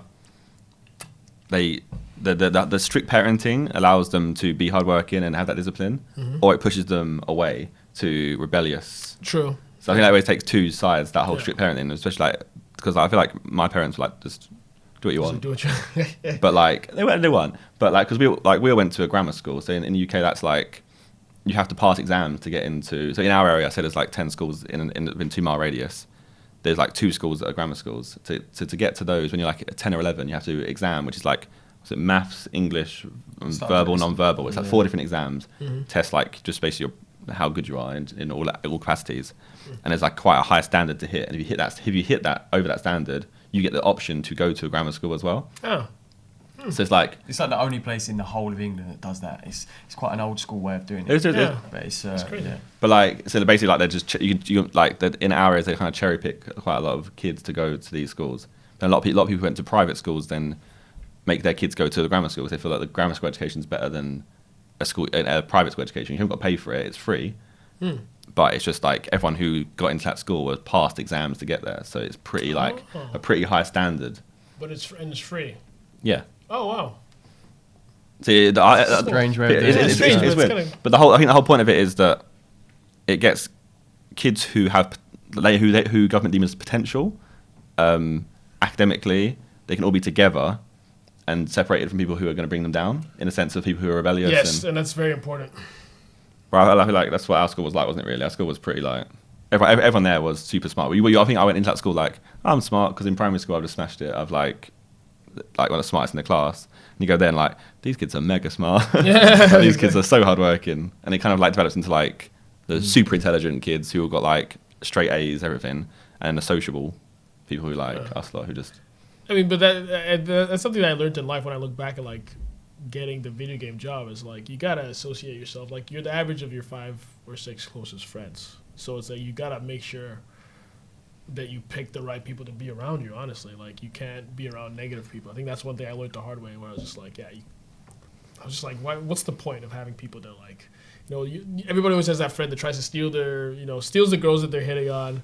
Always tries to mess them up in some way. Always like, oh, you got this. Oh, I got this cool idea. You know, I want to do this, and they're like, no, you never be great at that. That kind of thing. Like, just started like removing those people from my life, and I think that's what helped me get the thing I wanted. Because I remember like I had a really good friend at university, and he'd be like, why should you go over flying to E3 and PAX? Like, why would somebody fly across country for video games? That's stupid. Yeah. As soon as I heard he said that, I just like I haven't seen trying to keep like a positive circle. Yeah, it's like I mean, you are who you surround yourself with. That's the thing, exactly. Like as soon as he said that, like I haven't seen him since 2009. I want to say. Like I always hear what he does. Like love the guy. Like we still have like WhatsApp groups and all that kind of stuff. But it was just like if I kept on listening to that guy and be like, video games are stupid. Like why would you want to work in video games? I would have never got the job. Yeah, I would have never been here if I listened to that guy. So like, yeah, I think that's the thing with kids. Kids don't realize it. Like, and it sucks that you have to like distance yourself from people you like. But if you got negative people, then it's like you're not gonna succeed as well as easy as you could if they just keep telling you like you can't do something. Like 100%. It's difficult as well. You have to be brave to make decisions like that because friendships, like we value friendships like. As much as like it can be easy to just be like, no, these are my friends. I'm gonna. Whereas like, it might be where I experienced it like. Sometimes the people around you, even though they're your friends, they're not gonna be the best thing for you and like where you want to take your life. Exactly. Yep. So yeah. Yeah, it's like you said, it's very tough, but life is all about making like a lot of tough decisions about like that, and then that's what defines you. So. Yeah, think about the people that you surround yourself with. Look around you, and just cut them out. But no, it's a hard thing, but it's a necessary thing, I think. Like when you say like with Sidemen, it's like since you guys are all like looking to the same common goal, and just surrounding yourself with each other versus people that'll be like, wait, you two like. I think that's like has been like a really good thing for all of us in different aspects, whether that be for remaining humble, whether that be for striving for more. Like yes, like when we did the whole group thing, everyone pushing for the same goal. I feel like in our heads we achieved that goal, like what we set out to do. So everyone's goals are kind of a bit different now. Everyone's dissing each other now, yeah. But for the come up, having everyone like on that like-minded thing was like, we refer to our old house as like the factory because it was like you guys just grinding. You go in here and it's like there was just that ethos in that house was just like wake up, work, eat, sleep, wake up, work, sleep, and you could not sit like no matter who you was. I don't think you'd be able to sit in that house and just like chill all day. It wouldn't have been possible because you'd have been like, everyone's working. Yeah, right. Like, I should be doing something. Exactly. I feel a bit out of place here. Exactly, yeah. And then the hive, man, that was the hive. and then also on top of that, having people like with like someone who like us, say if I have a normal friend group and I was earning a lot more money than them, I feel like I'm the kingpin almost. So like I'm not going to name YouTubers, but you see a lot of YouTubers who kind of like a bit more, they flex a bit more and they live that lifestyle with the money they're earning. And I just find it comes from the fact that a lot of their friends kind of big them up, like, oh, you're the guy. Like, let's all go to the club, let's buy bottles, you buy the bottles, you buy the table. And like having those friends, obviously that's good. They're all positive people. They're pushing you, but they're like they become your yes men. You in your head's like it's like every day it's like balloon. Yeah, whereas these like they G-check you so quick. Yeah, that's what the distraction's been all about. It's how to keep each other in check. Now I get it. Thank you. So it's an elaborate plan. I get it. So we all keep each other in check anyway. But on top of that, like say like for me, I couldn't suddenly get super egotistical. I'm super successful because I've got JJ, Harry, these people above me. I'm always looking up still. Yeah.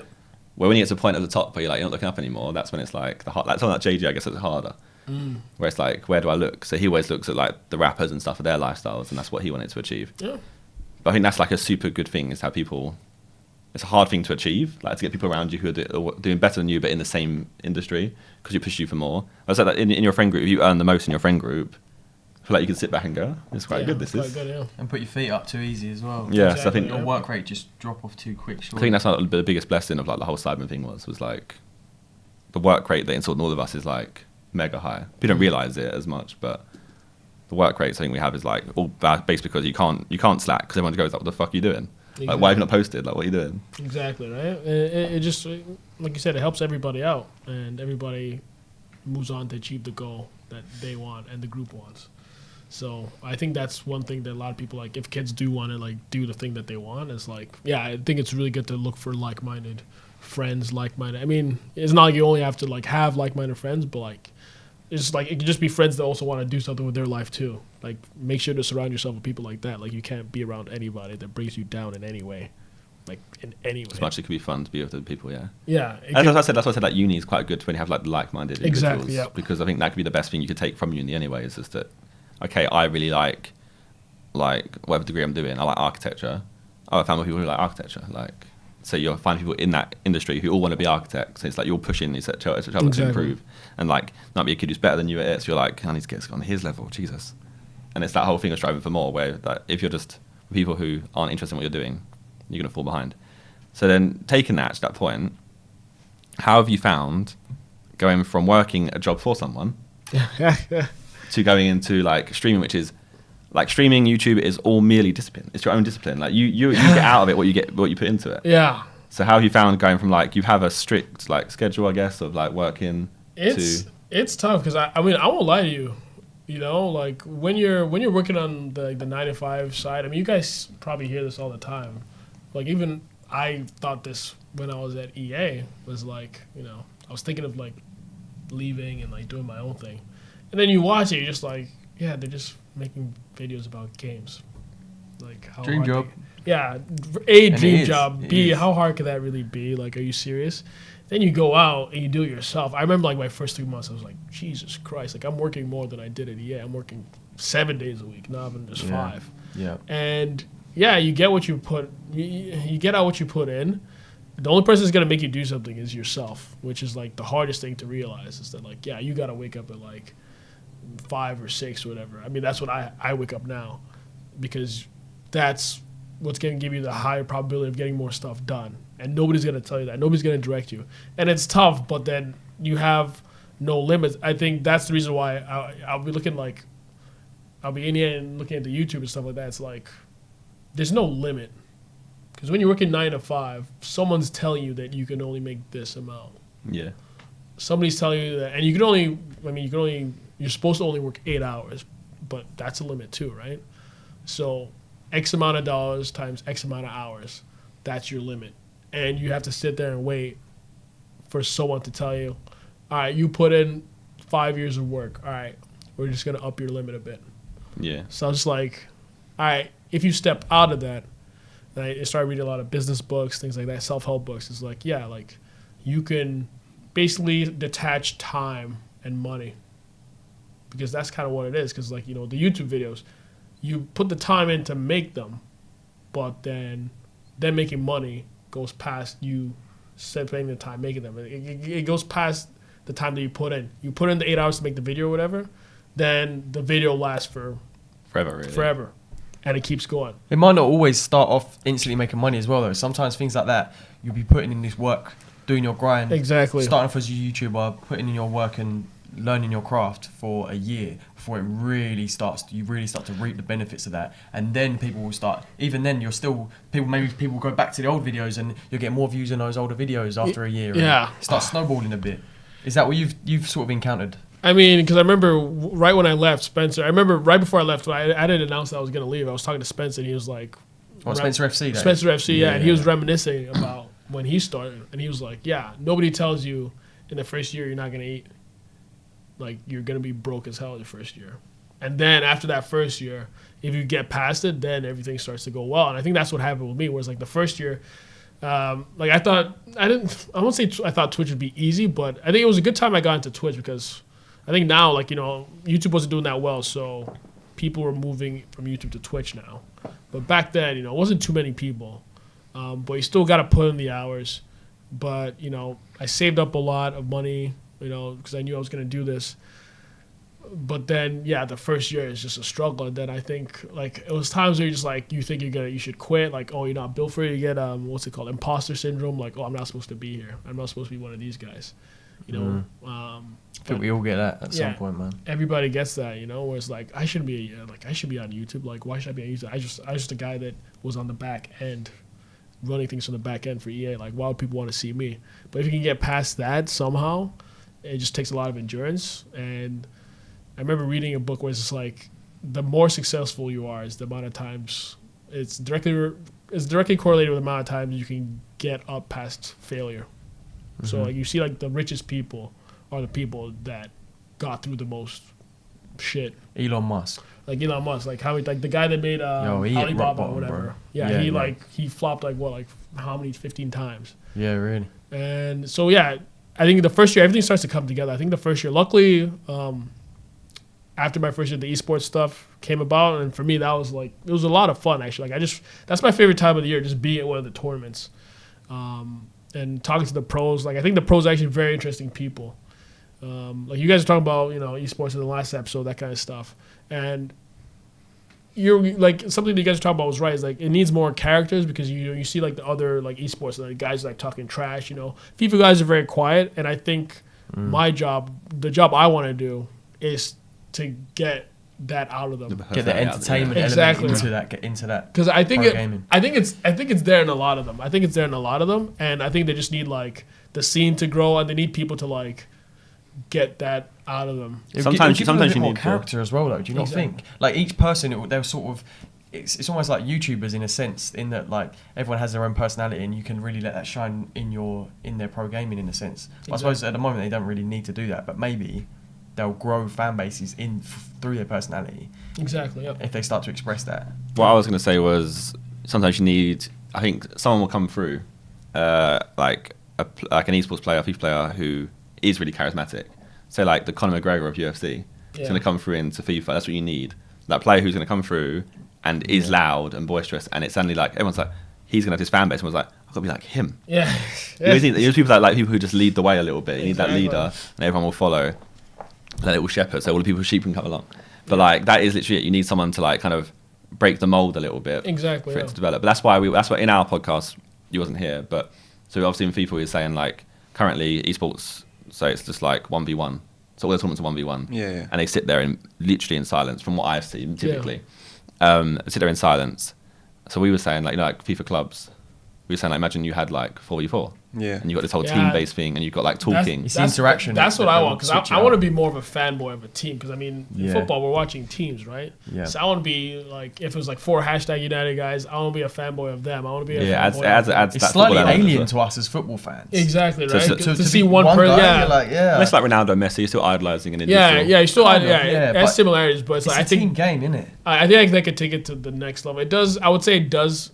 I mean, you guys talk about pro clubs and monetizing that. I think that needs to happen. I mean, I'll tell you, the way it looks like from EA standpoint is like, honestly, they could do it. Again, it's like the Sidemen shirts. That one Sidemen shirt sells a lot better. It's not like they pushed that one Sidemen shirt to sell better. It's just that all of a sudden people like that. Yeah, gravitate towards it, yeah. Exactly. Like that's the ultimate team. Like people always think that like EA was like, oh, everybody has to play Ultimate Team. No, I remember my first presentation in EA was to convince people that, hey, Ultimate Team is the future. Like, we need to support it. Hey, man, that's any football fans, any FIFA and football fans' dream. Yeah. You're like, oh, I really like these 2 players, but I want to be that team. I prefer this team. Yeah. Then all of a sudden, you can have both those players in the exact same team. You can build your dream team. Exactly. And that was my whole thing. I was like, I was telling all the marketing heads of EA, I was like, yo, this Ultimate Team, this is why it's hype. We need to support it. This is the future, that kind of thing. And then it's not like EA made the mode big. I think it was the community that made the mode big. It was the people on YouTube, things like that. I think everybody's gravitated towards it. And then that's the thing. It's like, all right, if everybody wants that one Sidemen shirt and you don't make more of it, then more people get mad that you have to direct attention to that shirt or else. And then it's gonna get big, and then it gets bigger, and then the less you put towards that one popular thing, the more mad people will get. And then you see that with people who like career mode, and they're like, oh, EA doesn't pay attention to career mode. But it's like, if you took away, like, let's say you didn't do anything with FUT and you did it all in career mode, but then all the FUT people are like, what the hell are you doing? Yeah, so it's that finding a healthy balance. I suppose surely EA have made enough money that they can sort of invest a bit of money into another development team that they could put into clubs, and maybe that will spread their game. Yeah, like a whole team. Because we haven't really talked much about this at all, like about what we didn't really get into it. We'll get there. So you did your blog, which got you the job at EA, and then you were a community manager. Which, do you want to explain what that is in brief? Because I'm not entirely sure. I'm sure Matt's not 100 on what that is. I'm sure there's people listening that definitely not. Give me the knowledge. I mean, community manager, you're basically the bridge between the community and the developers, and the company that makes the game. Mm-hmm. It's like you're translating back and forth what the community wants. You explain that to the developers, and then developers explain, what they're doing, what they're trying to get across to the community.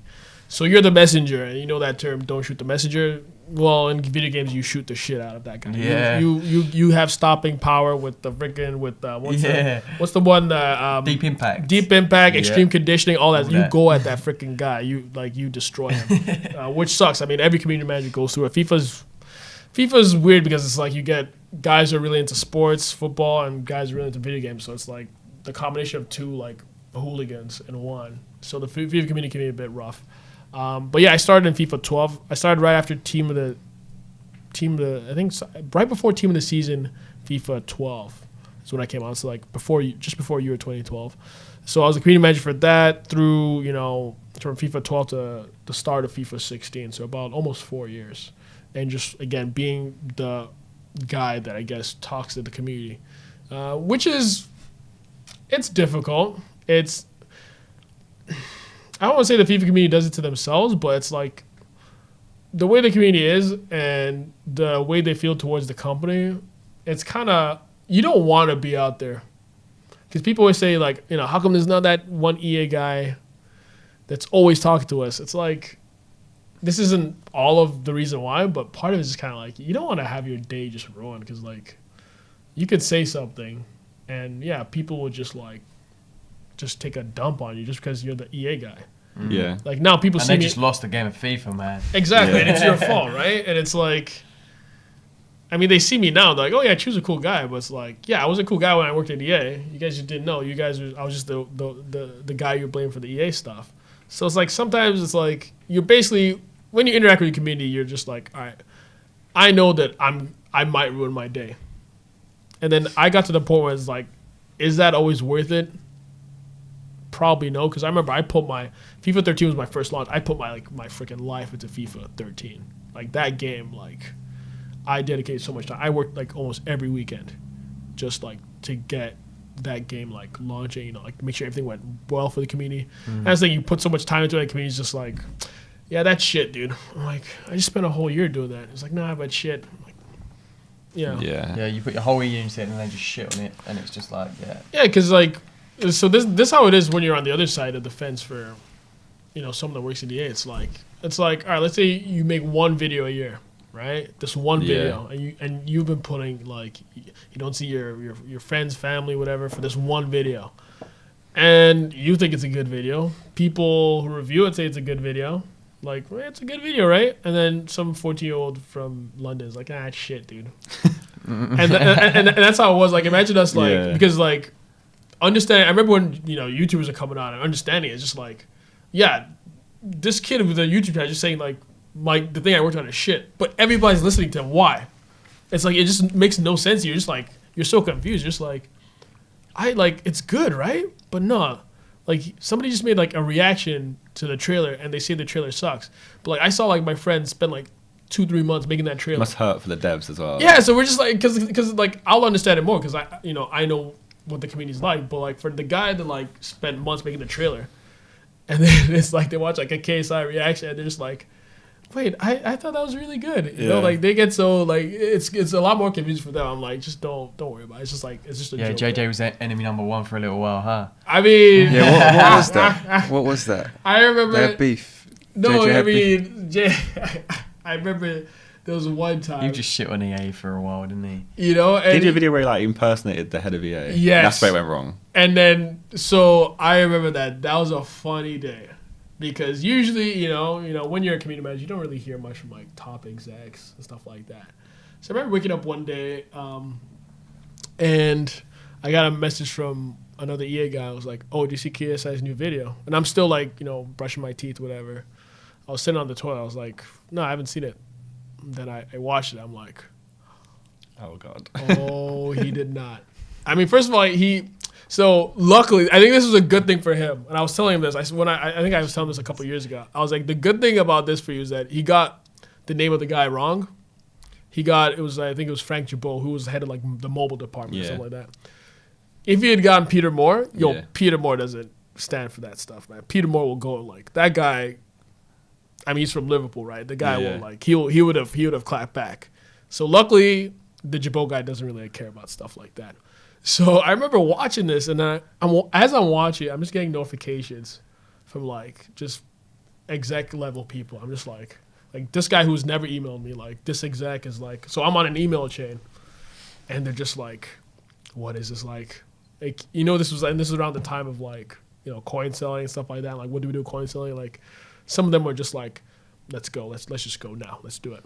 Like, let's just destroy the whole. Let's just like.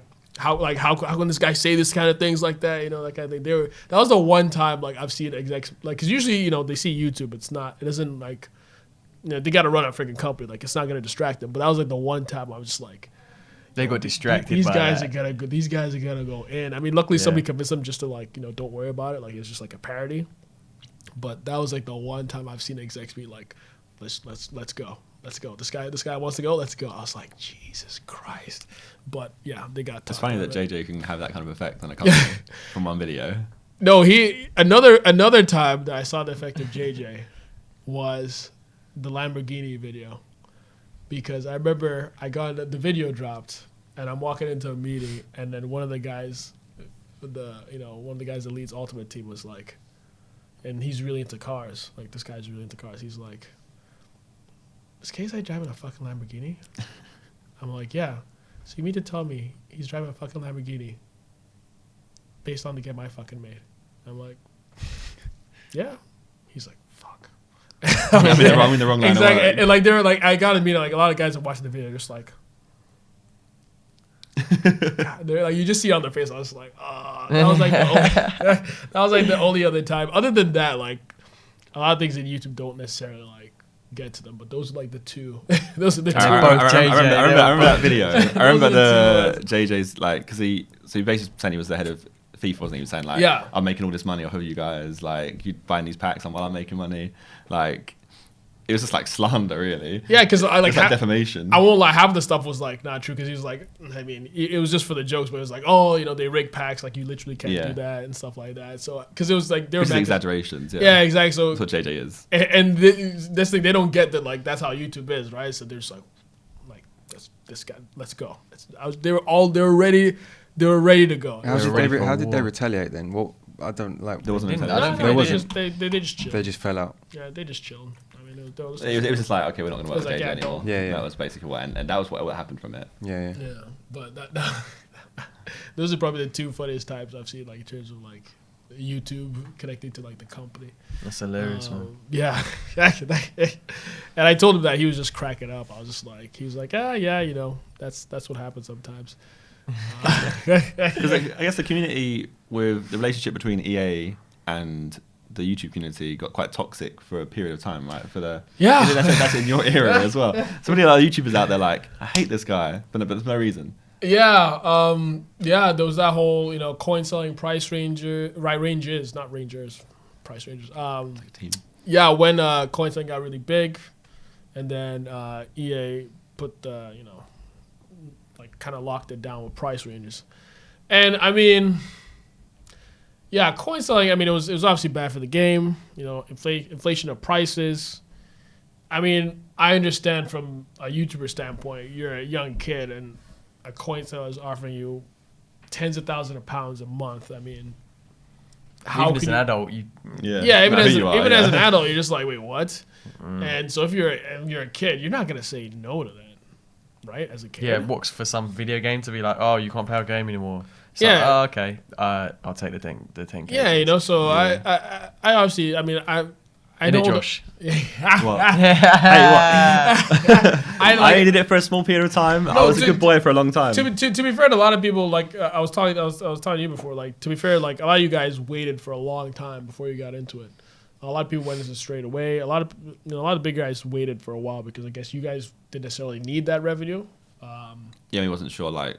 What a backlash could be. Yeah, exactly. We was like more like is there a backlash to this? Like, is it legal? Yeah. It's dirty money. Don't want to work with. I want to work with EA. Surely, like it was all these different things, and it was like okay, like am I going to get anything from EA for not doing it? And and it was like I was like I don't really feel like I'm being rewarded for not like me and people who are doing coins are being treated the same. So it was kind of thing. It was eventually it was like, well, I'm going to jump in. If EA told me to stop, I will stop. But that like narrative never happened. Yeah. So we just carried on, and then I think there was a point where like it would be you or someone coming like through. It was like they're going to start putting things in place, and we was like, right, we're out, bye. Yeah, I mean, it was. I would say the people that messed up were like the people that thought they would last forever. Yeah. You know, because like the way you said it, you guys kind of knew that it could come to an end at some point. So think about that. Yeah, it went on for a couple of years, but yeah, the smarter people are the people that knew that nothing lasts forever. I would say the people that didn't think about it properly was like, you know, the ones that would personally antagonize EA based on that, thinking that like, hey, what happens when coins go away? And then I would actually need EA for something in a way. Yeah. Then that kind of, you know, that's the well is a bit, you know, soured, I guess. I don't know if that's the saying, but the well is soured. Is it? It's now going to be one. It's gonna be one now. It's gonna catch on. But yeah, I mean, there was a point. It's like, yeah, you're a kid. It's like, what can you offer a kid that's getting that much money that can make him stop? Even if it's FIFA points. It's like EA coming and saying, "Well, we'll pay you the equal amount to not do it," isn't it? That's basically what you could. That's an option, but exactly. it's still in money. Yeah, it's still in game versus out of game. So I don't hold anything personal to anybody who did it. I mean, I just had to be on the opposite side of it and get it done. And I think honestly, I'm the kind of person that everything happens for a reason. Because I would say that price ranges was the thing that I think convinced me that I wanted to work on for myself.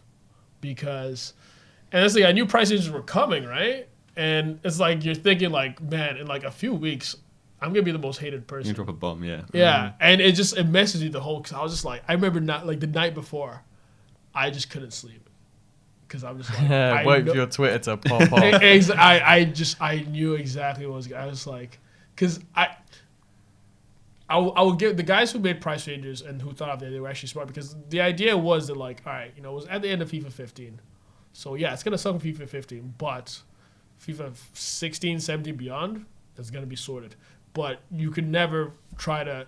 It's hard to tell a community that a young community that this is better for the future because they just see the now. Yeah. So it's like I like the line because like all the stuff you saw written about coin selling and price range and all that stuff at the time like. I took care of that stuff, and it was like try to like insinuate that like look at the future, but you could not tell that to this kind of community. You fuck things up now, you're probably gonna be number one. You're the one that we're gonna put it on, And people still this day still think I actually made it. Yeah, you're the really like the single point of contact though, weren't you? Yeah. I was like myself and Rob, Rob deserves a lot of credit. Rob also deserves a lot of credit, man. I mean, people think he doesn't do anything because he doesn't tweet. But yeah, you have a lot to thank him for Ultimate Team. Like, I think both you and him are treated as like scapegoats because it was like because we're the only two people that they saw, right? It's not even like a personal attack. I think it was more people just like, you are my point of contact, so I am going to vent at you. Yeah, I mean, that's the way it was. Because like somebody retweeted the tweet I put out right when Price Rangers came out. And I clicked on it. This was like 3 days ago, and I clicked on it, and I saw the replies. And it's like YouTubers I'm all cool with, but it's just like they were just going in. But it's like, yeah, you're the only point of contact. But I just like people going in on me. I was like, yeah, it was just in the heat of the moment. Yeah, because from the other side of the coin, it was like I think for a lot of YouTubers, it was like, well, the coin. So depending on where you were in the community and like stature-wise, if you're on the lower end, the coin money you was getting was better than your YouTube revenue. Exactly. So you lose that coin money, you're like, my career's on the line. So you have to look at it like, imagine someone came into your job and said, right, I'm going to take away 80% of your earnings. Exactly, yeah. You're still doing the same work though, but I'm going to take 80% of your earnings because I don't think you should earn that much money. Yeah. That's basically what a lot of YouTubers head might have been thinking, like, just taking my money. Like, yeah, exactly, right? But it's like, I don't get why a lot of people didn't see that, like, it's EA's game. It's a business model. Like, that's an age thing though, like, and how you understand businesses. Like, exactly. A lot of people might go, well, EA have made 100+ million of this, so surely that's enough. That's a lot of people look at it that way as well. But ultimately, business to business, they're always going to try and earn more money. Yeah. If I own a business, I'm going to try and make as much money as possible, as long as it's moral. Yeah, because it's stupid if you didn't. Yeah. Right? And I guess the same with YouTubers. I guess that's why they did it. And I've talked to someone. It's like they're just like, I mean, yeah, you were kind of in between me and like $1 million. So I mean, like a lot of them were like even like we're really cool, like apologizing about like how they were because they're like, yeah, you're standing between me and $1 million. Like, yeah. Like that's the kind of thing I would say. Like I try to look at it from their shoes. I'm like, I mean, yeah, if I was young, and the possibility of that kind of money was there, and like EA just puts this feature that I think is stupid, and it's stopping me from it, and it was like trying to influence like the conversation about like people trying to like say that price ranges are bad. Like everybody kind of knew it was good, I feel like, in the long term, but it's like, a lot of people are trying to rile up the community. I feel like I remember the news coming out and us being in like Boston for PAX East. Mm-hmm. It was the right time, maybe, I'm not sure. I remember us all being like, oh, this is interesting. And we was like, it's good and it's bad. It was like, what do we do? Yeah, it's good and exactly. It's good and it's bad. It's, again, like, the people who thought ahead, it was just like, all right, just let it. It was going to happen anyway, let it happen. But there are those people, like you said, there are people that a lot of the revenue depended on it. So I would say some took it personally. I think it's just because, like, imagine, like, some YouTubers might have been paying for, like, their family. Exactly. Like, it might be an older person who had kids, and it's like, to them it feels like a personal attack of, like, you've just stolen my earnings. Exactly, but it's like, hey, you made your earnings on this game that this company owns. They can do whatever they want. Yeah. And it's like, so it was hard to see, but it was, like I said, everything happens for a reason. I think looking at the reaction, so this is when I knew I wanted to leave and just work on my own. Not necessarily like, oh, EA is bad or anything, but it's like, I saw the reaction to price ranges, and I was like, how can I let people on the internet ruin my day? Yeah. How? Like, why is that a thing? Why? I don't have to live with that. I mean, people are literally, it's like, you're the guy that literally just wrote a message saying something's happening. You didn't make it. You didn't decide that it was going to be put in. You just literally typed some words on the internet, and people, like, there were people in the EA that were coming up to me like, Chu, like, are you okay? I'm like, what are you talking about? They're like we've seen Twitter, because, you know, usually they don't read Twitter, but everybody in EA was like eyes on Twitter, like, Chu, you're getting racial abuse, everything, because of price ranges. And, like, you know, you could take, like, medical leave, right? I'm like, dude, that's a Tuesday in FIFA. What are you talking about? Like, to me, it was like, I was like, this is, like, standard, right? But to other people, I was like, then I started realizing, like, holy crap, like. These are people that don't really engage with social media and the internet as much, probably. Exactly. Whereas you're just fully, just like, numb to that now. It's like, whatever. I'm like, yeah, whatever. But then I was like, holy, this actually isn't healthy. Because when people were like, multiple people come up to me like, dude, are you okay? It's personal attacks, yeah. Yeah, people like, I was like, what are you guys talking about? Like, what happened? They're like, yeah, we see all these attacks against you. And I was like, that's actually not healthy. Because it's like, at least now, like, how you guys, like, somebody could say something to you on Twitter and you'd be like, dude, shut the fuck up, dude. What are you talking about? And at the time, I couldn't do that because I'm representing a company. So I'm like, do I have to deal with that? Like, it's not necessarily like anything, but it's just like, why do I have to deal with that? That's when it hit me. I was like, if I'm representing myself, yeah, I face the consequences of whatever I want to say, but it's only me. Yeah, there's no one telling you what you can and can't say. Exactly. So, and it's just like, yeah, I want to tell that this guy replied me, like, you're a fucking idiot, dude. Like, what are you talking about? Like, you make no sense. That kind of thing. Like, I mean, it's not like I want to say that, but it's just like, I would have the liberty to, but basically, like, I don't have to let people on the internet ruin, like, my personal life, my social life. So I think that's when it hit me. I was like, if I work for myself, then I'll have way more control about what I can and can't say. I mean, I'm not a very, like, super outspoken person anyway, but it's just like, if I want to step away from the internet, I can. I think like an interesting concept in my head, I was just thinking, was like, do you think there's any companies who have made, so their community manager isn't a real person? So imagine so EA's community manager is a guy called Bill Biggins, right? And Great name. He's a nice guy. So you either CGI a face, or you actually, like, hire an actor to be that person. Same thing they've done for the journey. Like, you hire an actor or something like that, and they've just been paid for that role. And it's just so they've got this, like, pseudonym on like, a fake name on a community manager, and all it is like someone like you running that account. That's it. You run that account as you're tweeting for EA. Or it's multiple people. Yeah, it's a whole team tweet for EA. Okay, they attack his personality, his appearance, but you're not being affected. It's just that would be a lot better. Honestly, I wish they did that.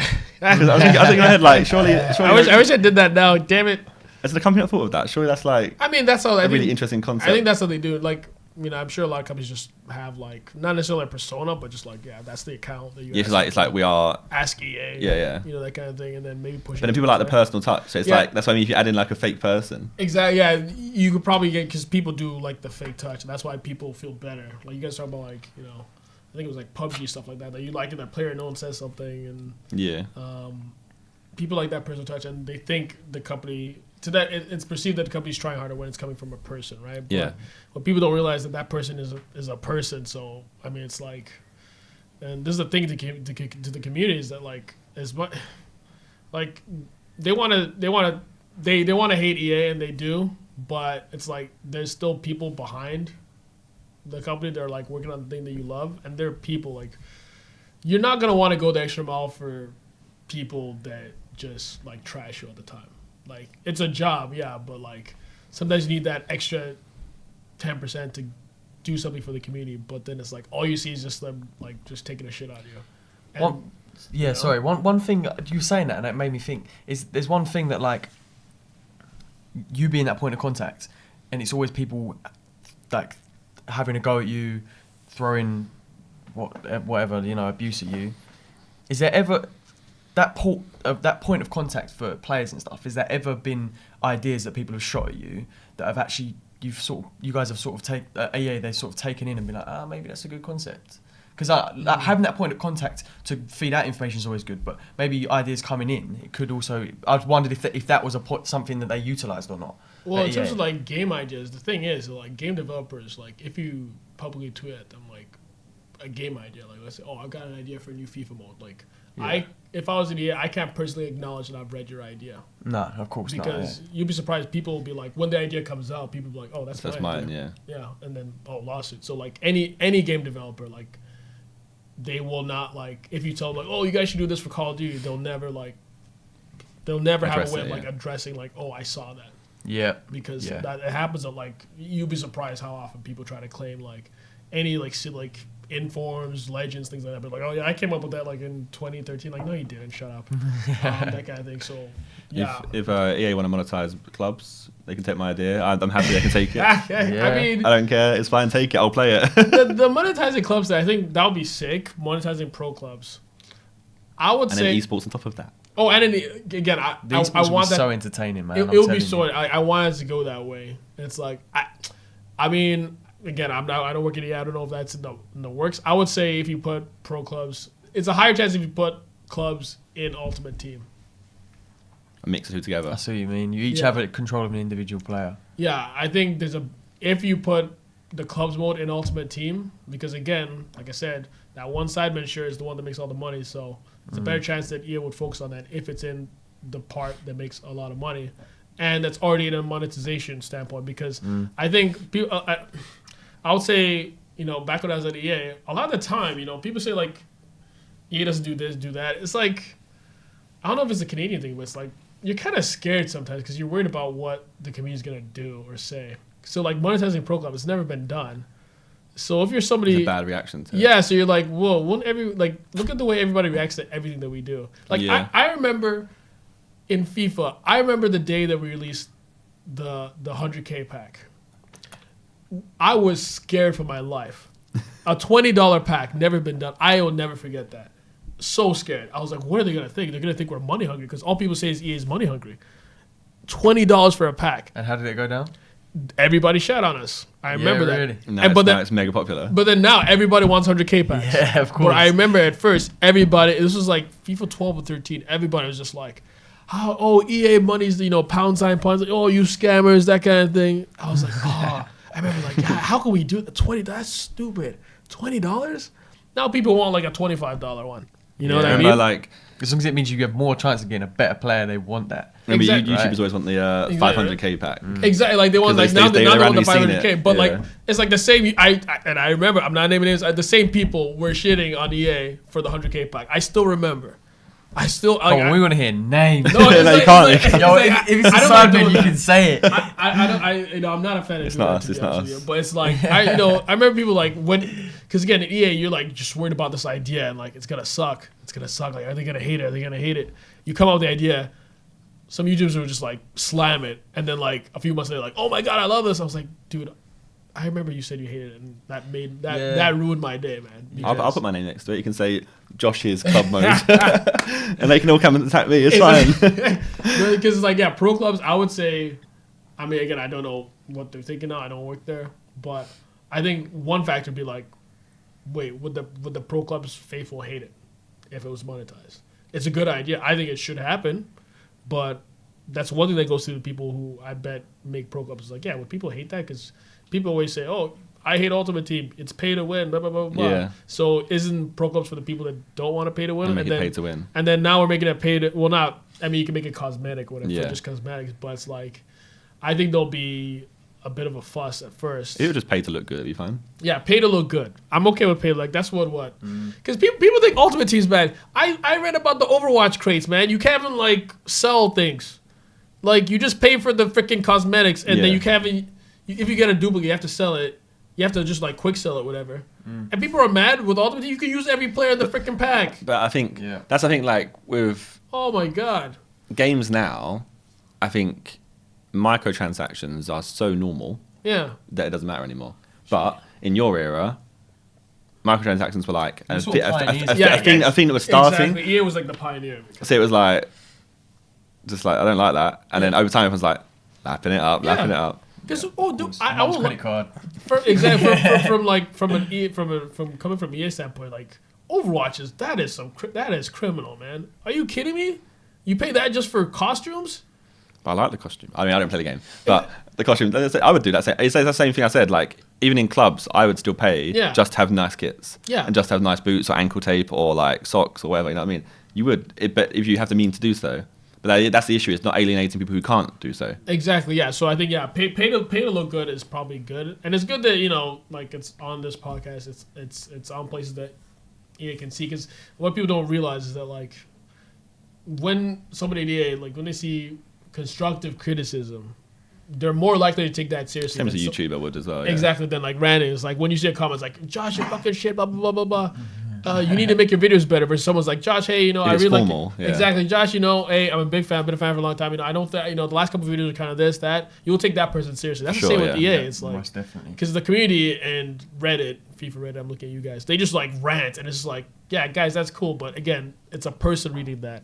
A person's less likely to help you if they think you're antagonizing them versus if you're genuinely look like trying to improve the game. Yeah. Exactly. If you're being constructive, they'll happily read it. I mean, they're like, if people are watching this video and think I'm cool, there's other people like me at EA. They're just like dudes. Yeah. Like, human beings. Yeah, people think like they're freaking evil people. It's just like, I'm like, wait, that my buddy's an evil person? Like, he's just a dude. And so all these dudes are reading like Twitter and everything, just like, dude, why do these British kids hate me? I think like, why? Like, I'm just like a Canadian bro that like, I like making video games. Why do they hate me? What did I do to them? I think a games company will pioneer something and they'll make the whole dev team and they'll personify them all. So you'll know who is behind everything. It does mean that there'll be a target for certain things, but it also means that the community will feel much more attached to. I mean, maybe something like it has to be a small game, I think, because I think EA is too big. But say like a new game come out, an indie game, where they've gone, right, this is our developer, our main developer, this is our artist, this is our marketing guy. As you know, everyone in the team, and they all seem like they're hard working and trying to make your game better and their own game better. I think that company will go far, which is like kind of like what Battlegrounds is. Yeah, I was gonna exactly say that. And that game has like the best, like right now in my head, I think that's the best like community to development team. Honesty and just transparency. Yeah, because that's the thing, is like, because someone like Battlegrounds, like brand new game, it's hot right now, and it's a brand new company, and they started off from the ground with that philosophy that you're talking about. Versus, I think EA had to then slowly adapt to that. I think that's what you see. It's like a growing pains of like having to adapt to the transparency, because it's like, I mean, look at it, like, let's say you had, this is weird, the Sidemen restaurant, right? And everybody comes to the Sidemen restaurant. He's coined this idea. Like, that's my idea. If you do that, that's my idea. Exactly. If you guys I can't acknowledge it. Don't acknowledge him. What's he saying? And then you guys have like, all right, the Sidemen wings. Special wings. And everyone's Sounds like, yo, good. these wings are actually like legit. So they got the specials. They got the special sauce. I don't know what they put in it. Are you gonna tell people what's in that special sauce? Everybody comes to your freaking restaurant for that special sauce, and it's like, and I agree with people where it's like, yeah, game companies need to be more transparent. You saw Nep saying like, yeah, you need to be more patch notes basically is a good thing. Yeah, exactly, right. But it's like think of it this way: it's like a company that had, I guess they weren't fully transparent now. I think they're way better now, to be honest with you. Like, I think a lot of things they've been doing last year have been way better than even when I was there. But it's like a company that has this, and it's like, you have this special sauce. It's called Ultimate Team. And then it's like, imagine trying to make people, like, trying to respond to people trying to get that special sauce ingredients out of you slowly. But you're like, this kind of keeps, this is like the foundation of, like, this is why our stock price is doing good because of this mode. This is why we can make all these new IPs because this mode is funding it, that kind of thing. And it's like, people are like, well, you need to tell me what the special sauce is now. You're like, I mean. That's what I'm saying. Is there scripting in there? And you're like, it sounds like someone asking you, is there salt in these wings? Yeah, exactly. And you're just like, well, I mean, it's just like people are telling you, like, yeah, tell us everything about how Fault works. And it's like, I mean, it's not like it's like a bad thing to ask, but it's like, how willing would you be to do that? That's what you're kind of seeing. It's like, I think they're being way more transparent than I've ever seen them. Maybe when Pez starts being transparent, market, then they'll if Pez go, maybe they'll be like, all right, it's transparent now. But imagine Pez come in and just drop 50% of the market and go, right, okay, let's go. Yeah. EA would have to be like, right, Pez, let's monetize clubs. I mean, Pez, I really don't know how long Pez will be around for. I just don't see where they're going. I don't get it. I think they've been, if you can comment on this at all, I think they've been blue-balled by EA in the sense that they can't get licenses, like they can't really reach up the ladder enough they can to kind of pull the audience over. Because imagine if Pez tomorrow dropped with every single team licensed, everything like that, then would they get a bit more market share? Who knows? I think it's definitely a big thing. like playing as like Man Red or something like. It's, They've still got Man Red and all yeah, that. because EA own most of the licenses. They have like 3 or 4 teams normally, or 5 teams. That's what I wanted to ask you about licensing of players. Like, how does that work? Like, do they approach a player and then they sign like exclusive rights to EA, and that's why you've not got some of the stuff on PES and stuff like that? I mean, I never got to license the league, right? Don't you? I think. Yeah, I mean, there's so many different tiers to it. It's like, it's so much more complicated than like with basketball and NFL. It's like you have the NFL, the NFLPA, the Players Association. That's it. You have it all. Football, there's how many leagues, how many countries, how many players, that kind of thing.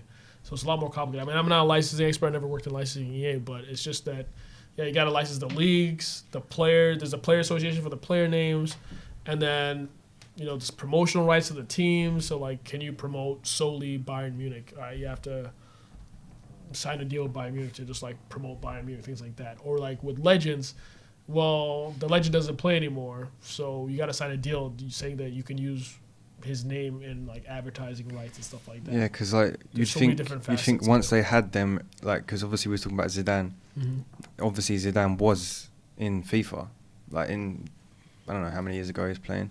It's like those rights are now void. Exactly, because he was a player at the time, so he was under the player association thing. Yeah. You know, so his name, you could use Zidane's name. If you have the rights to the player association stuff, you got the name to Zidane. You have to like go to his agent or like Ronaldo or someone and say to them, right, we want to use your likeness and your name in the game and use it in advertising. And you have to sign actual like a contract or deal with that. Why would they not do that though? That's what I mean. Some people depends if they like FIFA or not. They might like, I hate FIFA, like PES. I hate that CHUBOI guy. Like, that's what I think. I think like, imagine if that was one of the reasons. Like Zidane's not in FIFA because he doesn't like CHUBOI. he used to buy coins. Yeah, and he can't stand the coins are gone. Oh my god. That would be the best thing. Oh my god. Zidane literally was like, nope, that CHUBOI guy. No, it's CHUBOI. I mean, with that,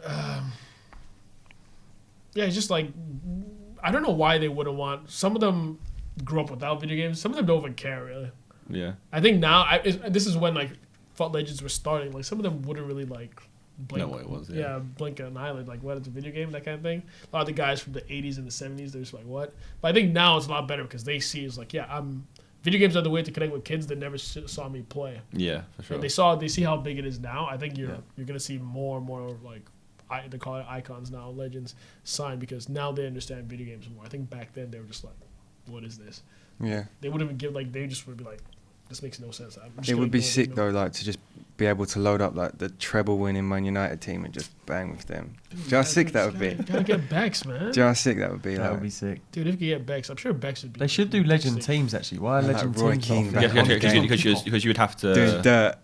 I mean, well, you have to sign the players still. Yeah, same way. Because again, they're not under any associations now since they're retired. So you literally have to go to each one. It'd have to be like, you know, they change the name. It has to be like Eric Cantona. I wish they got Cantona, man. Yeah. Like you have to let PES change the names, didn't they? Isn't Cantona on the Classic 11? So the Classic 11 thing is funny because it's like if you get the FIFA license, FIFA has their own Classic 11 team like on paper. So if PES, let's say, got the FIFA license, then they would get the Classic 11. But I don't think it gives them the it doesn't give you the right to like promote that team in FUT. It's just like you have FIFA license, you get that Classic 11. Yeah. It's just like you can use that. But then FUT is like, you know, advertising, promotion, like that kind of stuff. So again, not a full-on expert, but that's sort of what I picked up when I was there. It's like it's just so many different layers.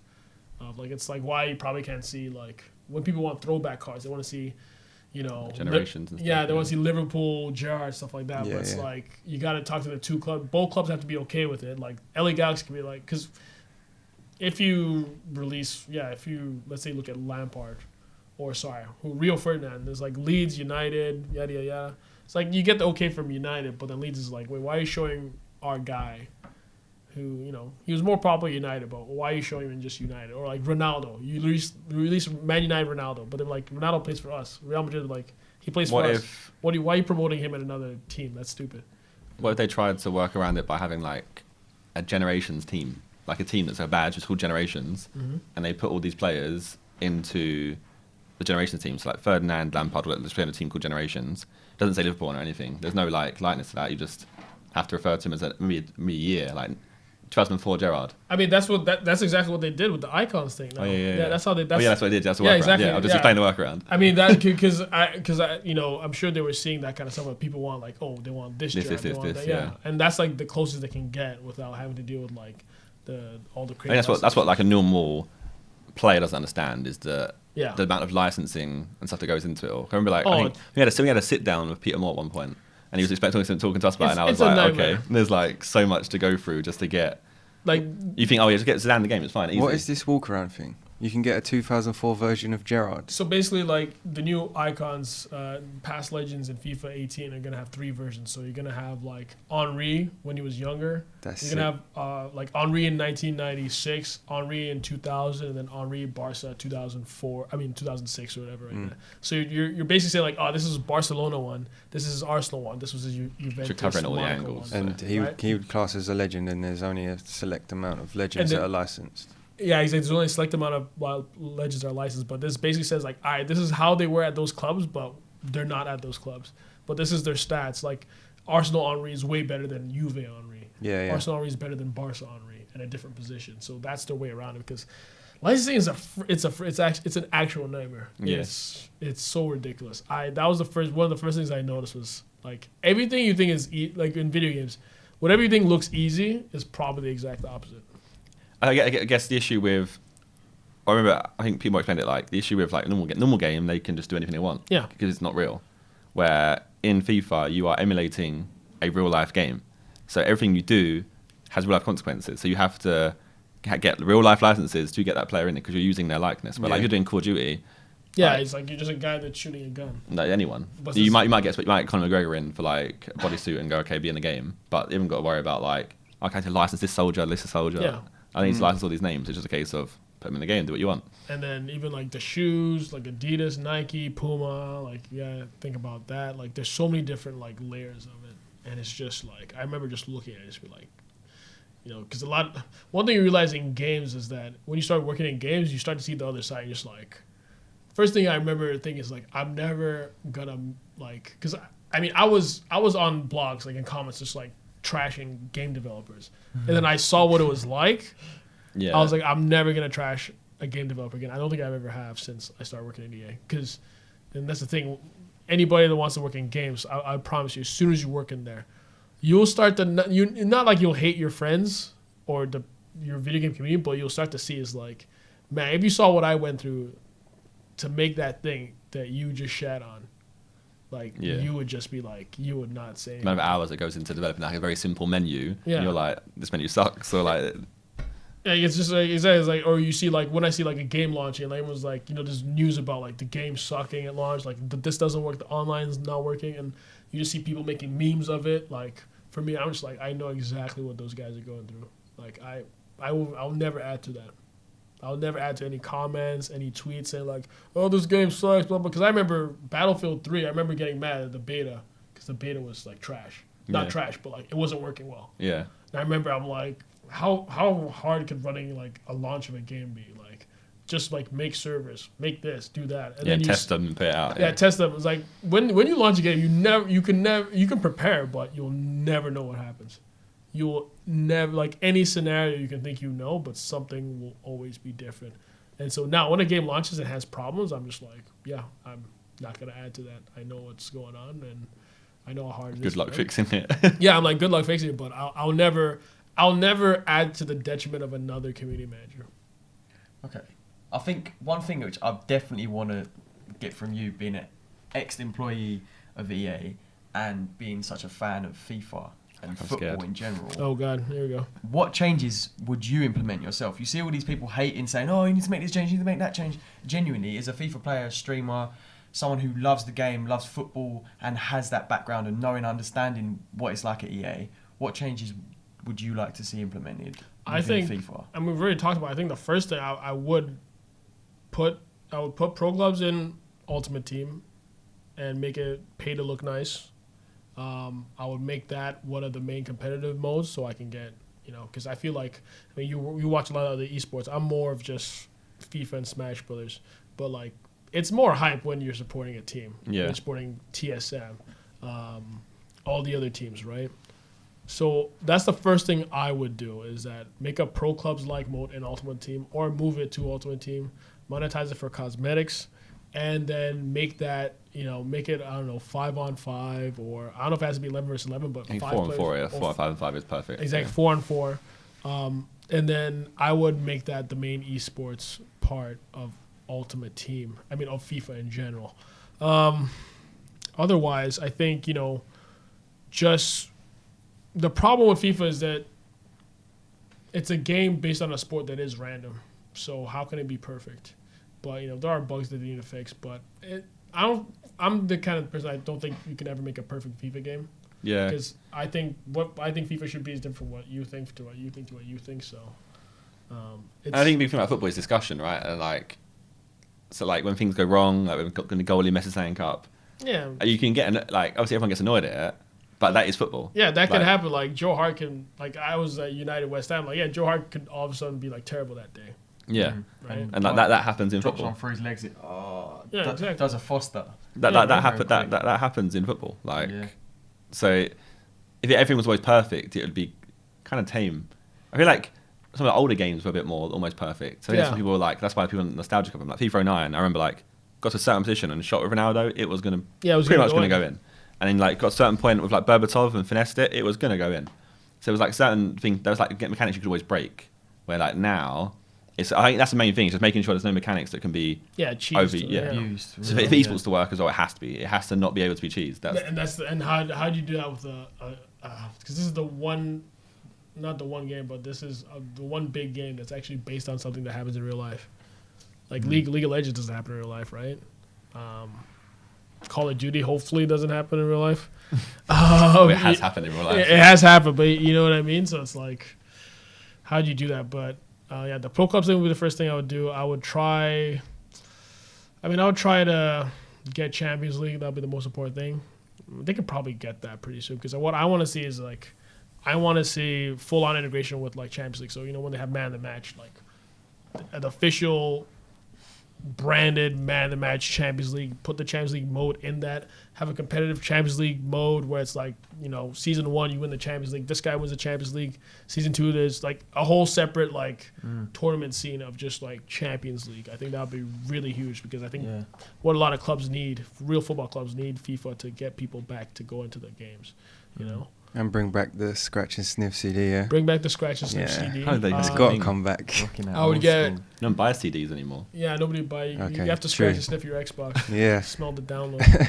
And out the fan, it just starts emitting grass smells. But I think it's possible that they can get Champions League. I was reading an article that the rights are, I don't know if it's true or not. The rights are probably up in the next couple of years, wherever that Konami deal was. So. If Konami loses that, man, that's a big thing to lose. Yeah. What do they have?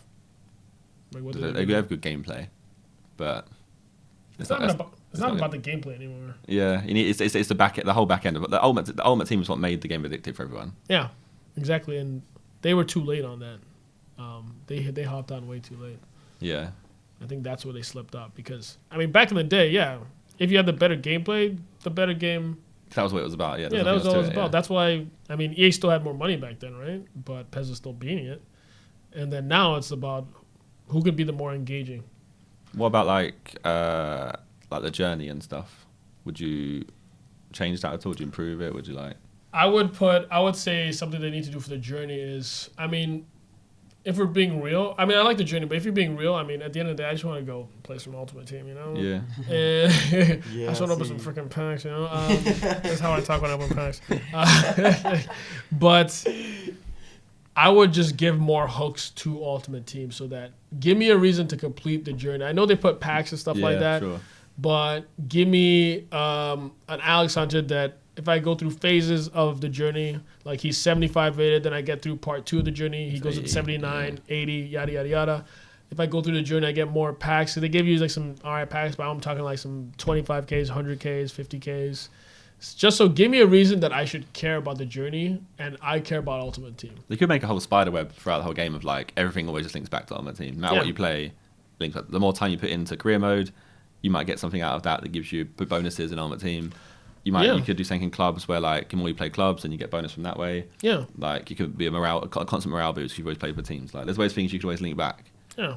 I think that's pretty good. Like again, like with pro clubs, like if like I just see clubs, I'm like, yeah, I want to see like the ultimate team, like the cards, but it's like my virtual pro and pro clubs, and then but like wasn't Nepo was saying that you can maybe De Gea's the keeper this time, but it's like De Gea with my virtual pro connecting, yada yada yada, and it's like pro clubs should be an ultimate team.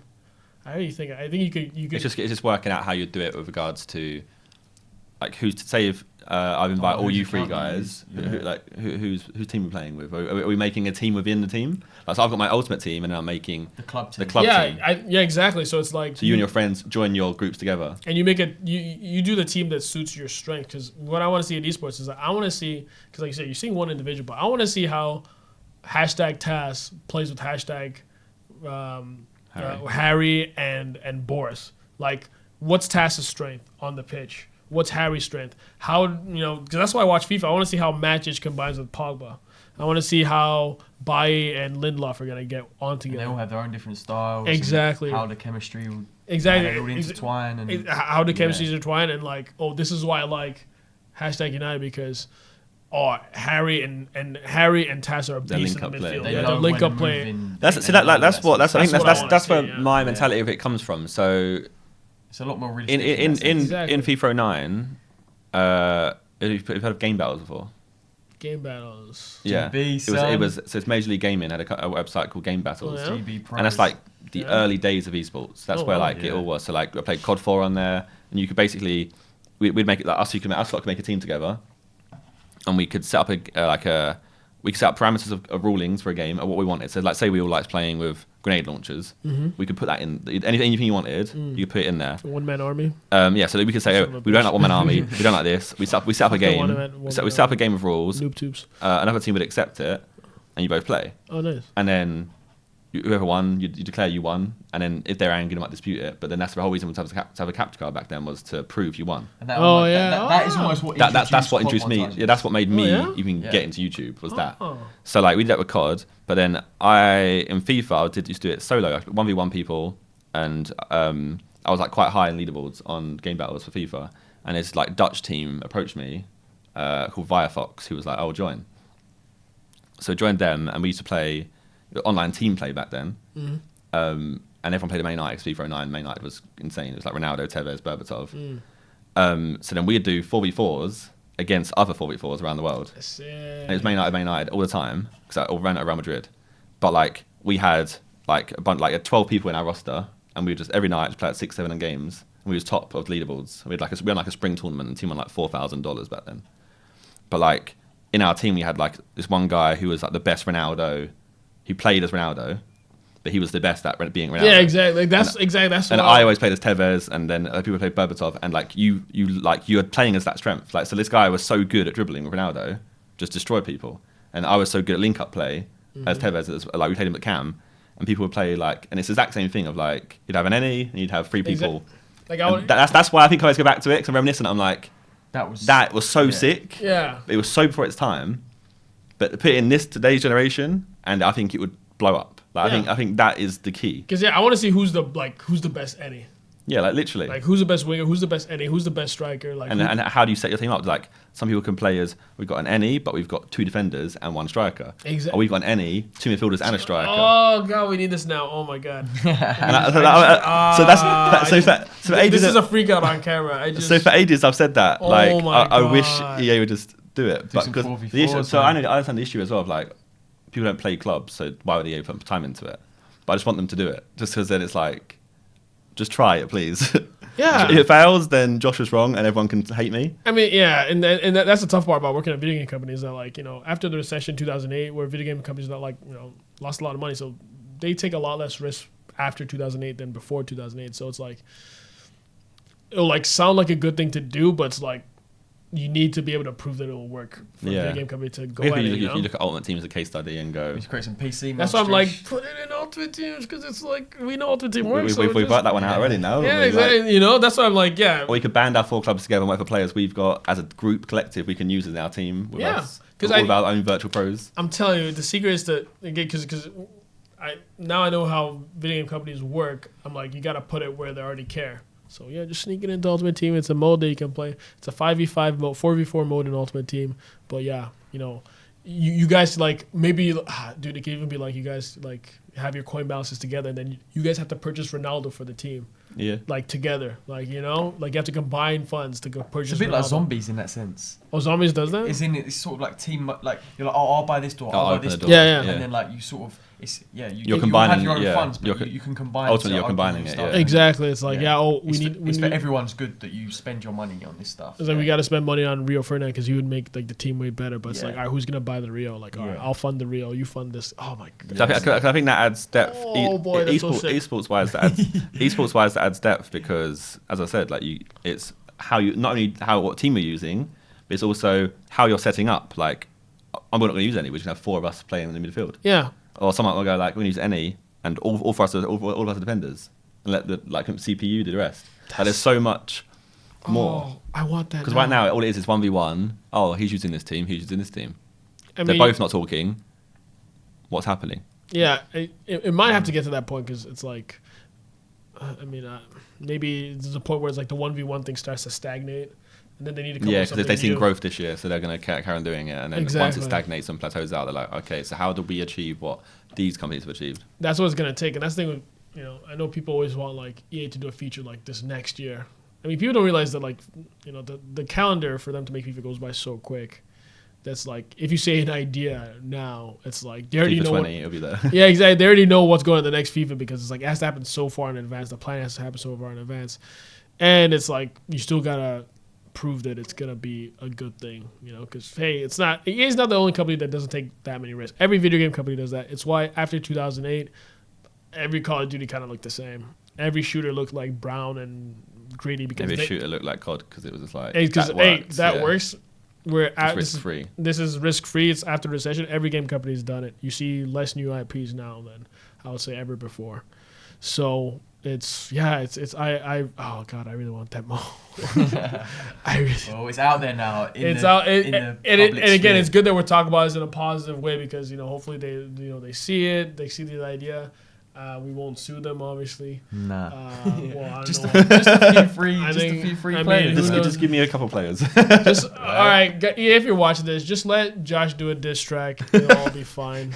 It'll be all water under the bridge. I don't want to do a diss track. You know, but like I said, constructive criticism goes a long way. If anybody in the FIFA community is watching this, or even just in life, it's just one of life's lessons. And honestly, like I said, throughout all the bad stuff, in terms of community when I was at Community Manager at EA, with the way community responded to me, actually made me a nicer person because I realized that you can't. The effects of being a bad person are people. Yeah, well. It's like I've gone through that so badly that I can't even put that on somebody else. I can't. I never want to put that because I know what I went through, and it's pretty tough. You go through some pretty low times because it's like you're not supposed to be surrounded by that much negativity in your life. So it's like, why would I want to do that to somebody else? So I actually became a much nicer person afterwards. Like I don't like to criticize people anymore because again, I know what it's like to like work harder than someone. Yeah, what you did was shit. So that just deflates you, and taught me a lot about life, and you know, trying to get the things you want. Start reading a lot more self-help books because FIFA. What I was saying about FIFA 13 is because I worked so hard on FIFA 13. I was dating somebody at the time, and that person dumped me. Because I was just working too hard. Like Ultimate Team was my life in FIFA 13, and then went through a really, really tough time after FIFA 13 launched, and then started to like learn about like, you know, how to get the things you want, but through being nice. Just learning about, you know, the value that you bring to the world is like how to be successful. It's not about like making money, but through bringing the world value is directly proportional to how much money you will make. The more value you bring to people, the more money you make. You guys bring the world entertainment, good entertainment. If it was bad entertainment, you would be the sideman, right? You're a sideman because you guys make good entertainment for people to watch, so it's good value. And just like stuff like the law of attraction, like as soon as if you know exactly what you want, and you put that in, I guess the put that out in the world, and you work hard. It's not just saying about I want this, and you just sit there. But if you literally know what you want, think about it every day, like how I used to think about the video game industry every single day, and you work hard towards it, you'll get it. Like I remember thinking, I remember last year I was thinking, I really want to work with Adidas. Like I think Adidas is really cool. I was like, it'll be so sick to work at Adidas. I kept on thinking about that. Last month I worked with Adidas, and it's That's so sick. I was like, that kind of works, you know. Like, and I remember, I used to think about working in video games every day, and like I've done it, all because I used to just like think about it. So can Dots Pepper work with me now, please? And Adidas, please. Actually, and it's like, you become what you think about the most. Simple. Something which we haven't really touched on with you is real life football, man. Like, true. We really haven't touched on that with you. That's true. That's clearly a huge thing for you. You've come here, you come to the UK, you went to the Man United game with Castro, saw that drubbing of West Ham. Ooh, it was lovely. Spencer, what's lovely. up? Bez. Sorry, man. Drove all that way for that. I'm happy for that to happen. I don't like West Ham, so. But haven't really talked about that much. I assume you've been a lifelong Man U fan and stuff, but I think a couple of questions I want to ask, because you're probably I can guess the answer here, but like, who do you think tipped to win the league this year in the Premier League? Obviously, I was just gonna say Ronaldo. That's my answer to everything. It's just Ronaldo. That's my favorite player. That's essentially Man U. I actually think City's gonna win. City, you reckon? If I'm being honest, I think if they figure out the Pep system, like the defenders figure it out, like how to like actually pass out of goal, you can't really stop them. I think their attack is ridiculous. KDB is gonna light it up. Gabby Jesus is gonna do a madness. I think him and Aguero up top, killer. Exactly. I think Bernardo Silva, if he gets a chance, could do well. The only two teams I'm actually worried about are City and Arsenal. I'm actually worried about Arsenal. I'm worried about Arsenal. I feel they're flimsy. I feel like flimsy. I think people who think Lacazette's gonna flop. I don't know how they're seeing that. I don't think he will either. I think he's gonna bang it in, man. And if they keep Sanchez, I'm very worried, because I think Lacazette and Sanchez will play very well together. It's just they have to sort out the defense, but attacking wise, they got Ozil playing through balls to freaking Lacazette. Like what the? Come on, man. And Champions League. Do you think it's PSG's this year now? They've got Neymar. I think. Honestly, it's between Real Madrid and anybody else. I think Real Madrid are still too overpowered. Yeah, I think it's Real Madrid or PSG. You reckon? Or Bayern. They're starting 11. PSG starting 11 is next level. Yeah. Matt showed me this the other day, and I was like, to be honest, they're not. There's not a position where it's like they could get someone else there. Like exactly right. It's the centre back maybe is the one position with Marquinhos, but he's good. Yeah, exactly. They've just got to get through that gelling stage, really. Yeah, honestly, like Man U last season, exactly, we're still gelling, but this season. I think it could be Man U this season personally. Lukaku top goal scorer. Oh yes. I don't like getting ahead of myself. I want them to prove me wrong. I'm saying second or third, but I want them to prove me wrong. You know, it's Jose's second season. He always wins in the second season. But I still, I like Lukaku. I still want to wait and see. He's looking good. I still want to wait and see. Rashford, man, he's good. He needs to learn how to finish. I think he still needs that. He was skying some shots. He was skying. He's young, so it's like whatever. But he'll learn from Lukaku, man. Hopefully, learns from Lukaku, and I think Matic that's my favorite signing. I love Matic, man. And he was.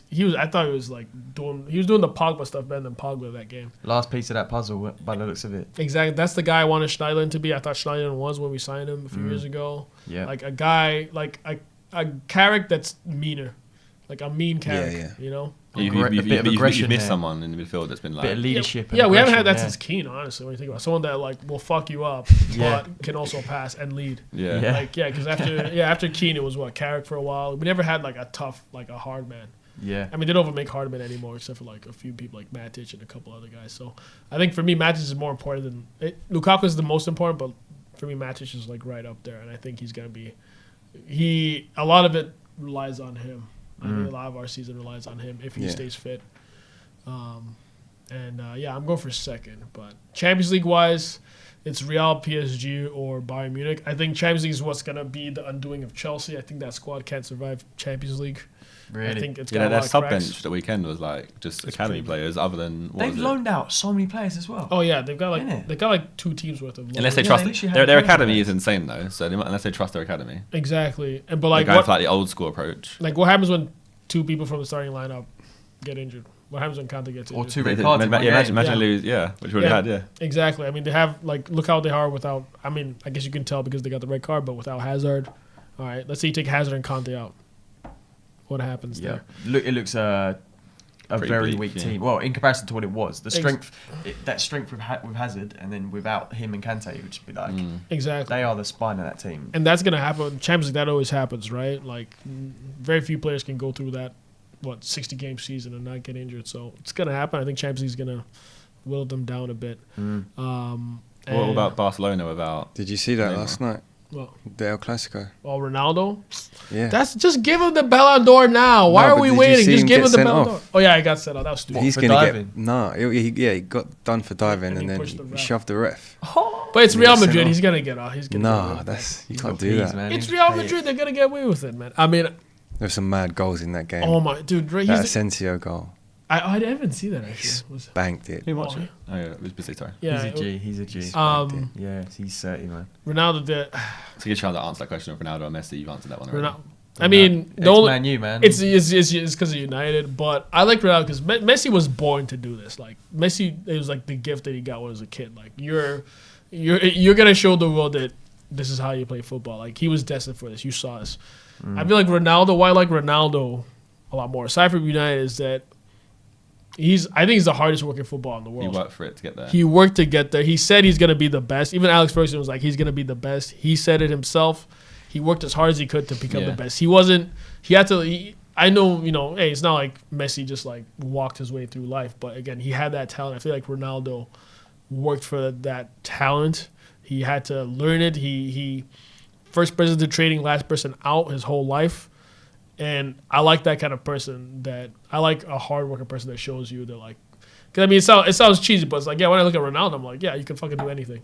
He had that season where like he was like skinny and then Yeah. he came back like Yeah, and then you just like, and this guy, suddenly he was insane. like this guy's a freaking beast. I And it's think like, like Gareth Bale emulated that kind of. Yeah. I always feel like he's been that person who was exactly the same kind of thing where he's gone from like remember he was like a left back for like Some Southampton, skinny left back, yeah. and then suddenly like beefed up and then went to tank. Tottenham and then like started moving forward and then started going central and then like now He he just runs like a horse, man. yeah, No, it's he's like insane. you just like you Strides. can't like stop it. And like that's the thing with Ronaldo's like, yeah, for me, Ronaldo's work ethic. It's like if you work hard, you'll get what you want.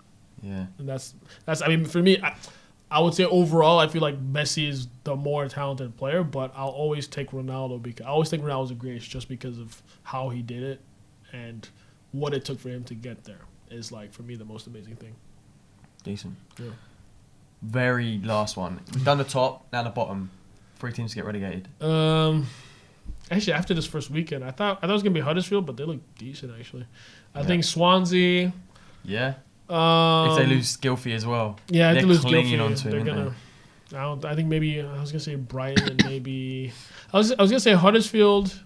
Who's the other team that got promoted? Newcastle, right? yeah. Yes, I was gonna say Huddersfield, Brighton, Swansea. Huddersfield, Brighton, Swansea. I feel like Yeah. Brighton could do it and Huddersfield. Yeah, Brighton. I feel like Huddersfield I'd expect them to go down, but they might have that like honeymoon period. I think that's what they're having right now. They might carry on like the momentum of They've like got that last work season. rate because they're like, we have to. Exactly. 'cause I we're think it's just Huddersfield. mad Huddersfield's in the Premiership. Yeah. I just remember like Millwall and Huddersfield playing in League One playoffs. Like Yeah, they just left you guys behind, right? Yeah. we beat them. they just the next season went past us. Oh my Yeah. god. Yeah, I mean, yeah. After watching the highlights, I was like, I mean, it's week 1. Everybody Yeah. does their conclusions, but those are my 3 to go back to go down. So All right, solid. Like, yeah, fair enough. You can't predict these things. You really yeah, can't. you really can't. Leicester might win the league again. Yeah, you never know, right? Yeah. Huddersfield might win the league. Imagine. Yo, Oh, if that is 1,000 to 1. Put What's 10 the on odds it, on mate. Yeah, It would, that'd be like well, Leicester 2 were 50,000. No, was it 50,000 to 1 or 5,000 to 1? Can't remember. It's like 5,000 maybe. Or Yeah, something. no, it wouldn't be 50,000. It would be 5,000 to 1, yeah. That'd be crazy. Mental. Yeah. You never know. Never know. Never But know. So I guess the true summarising point is work hard and you. work hard and you will become Ronaldo. That's you go. summarising point. Basically, yeah. Perfect. Thanks for coming on. Yeah, no problem. Thanks for having me. Thank Is there you. anything you want to plug? And what you're doing right Yeah, now? right, Anything yeah. you want to drop in there? That's what you need to get the right end. So I mean, I'm on Twitter, Twitch. So Twitter at CHUBOI, CHUBOI, Twitch CHUBOI7. All links will be down below. All links will be down below. And yeah, give me, you know, I'm planning on like writing a little something about like just like what my steps would get into gaming, because a lot of kids, I don't know when you guys do your exams in the UK, but I feel like when those exams come out, a lot of kids keep asking me like, well, what did you do to get in gaming? So I was trying to just write a little free thing, just be like, this is how I kind of did it. And they would have finished. They get their results like next week from their exams. Their exams were June, July. Exactly. And then they get the results like next week, I think, or the week after. Yeah, so like give me a follow on Twitter if you're watching this, and then I'll let you know if I ever get to it. I've been like promising it for a while because everybody keeps asking me, but yeah. So you can know if I drop it or not, that kind of thing. So yeah. Cool. Awesome. Cool. Nice one. Thanks for coming in, man. Yeah, no problem. Now let's talk about porn. Actually, that him right at the end. Exactly. Let's talk about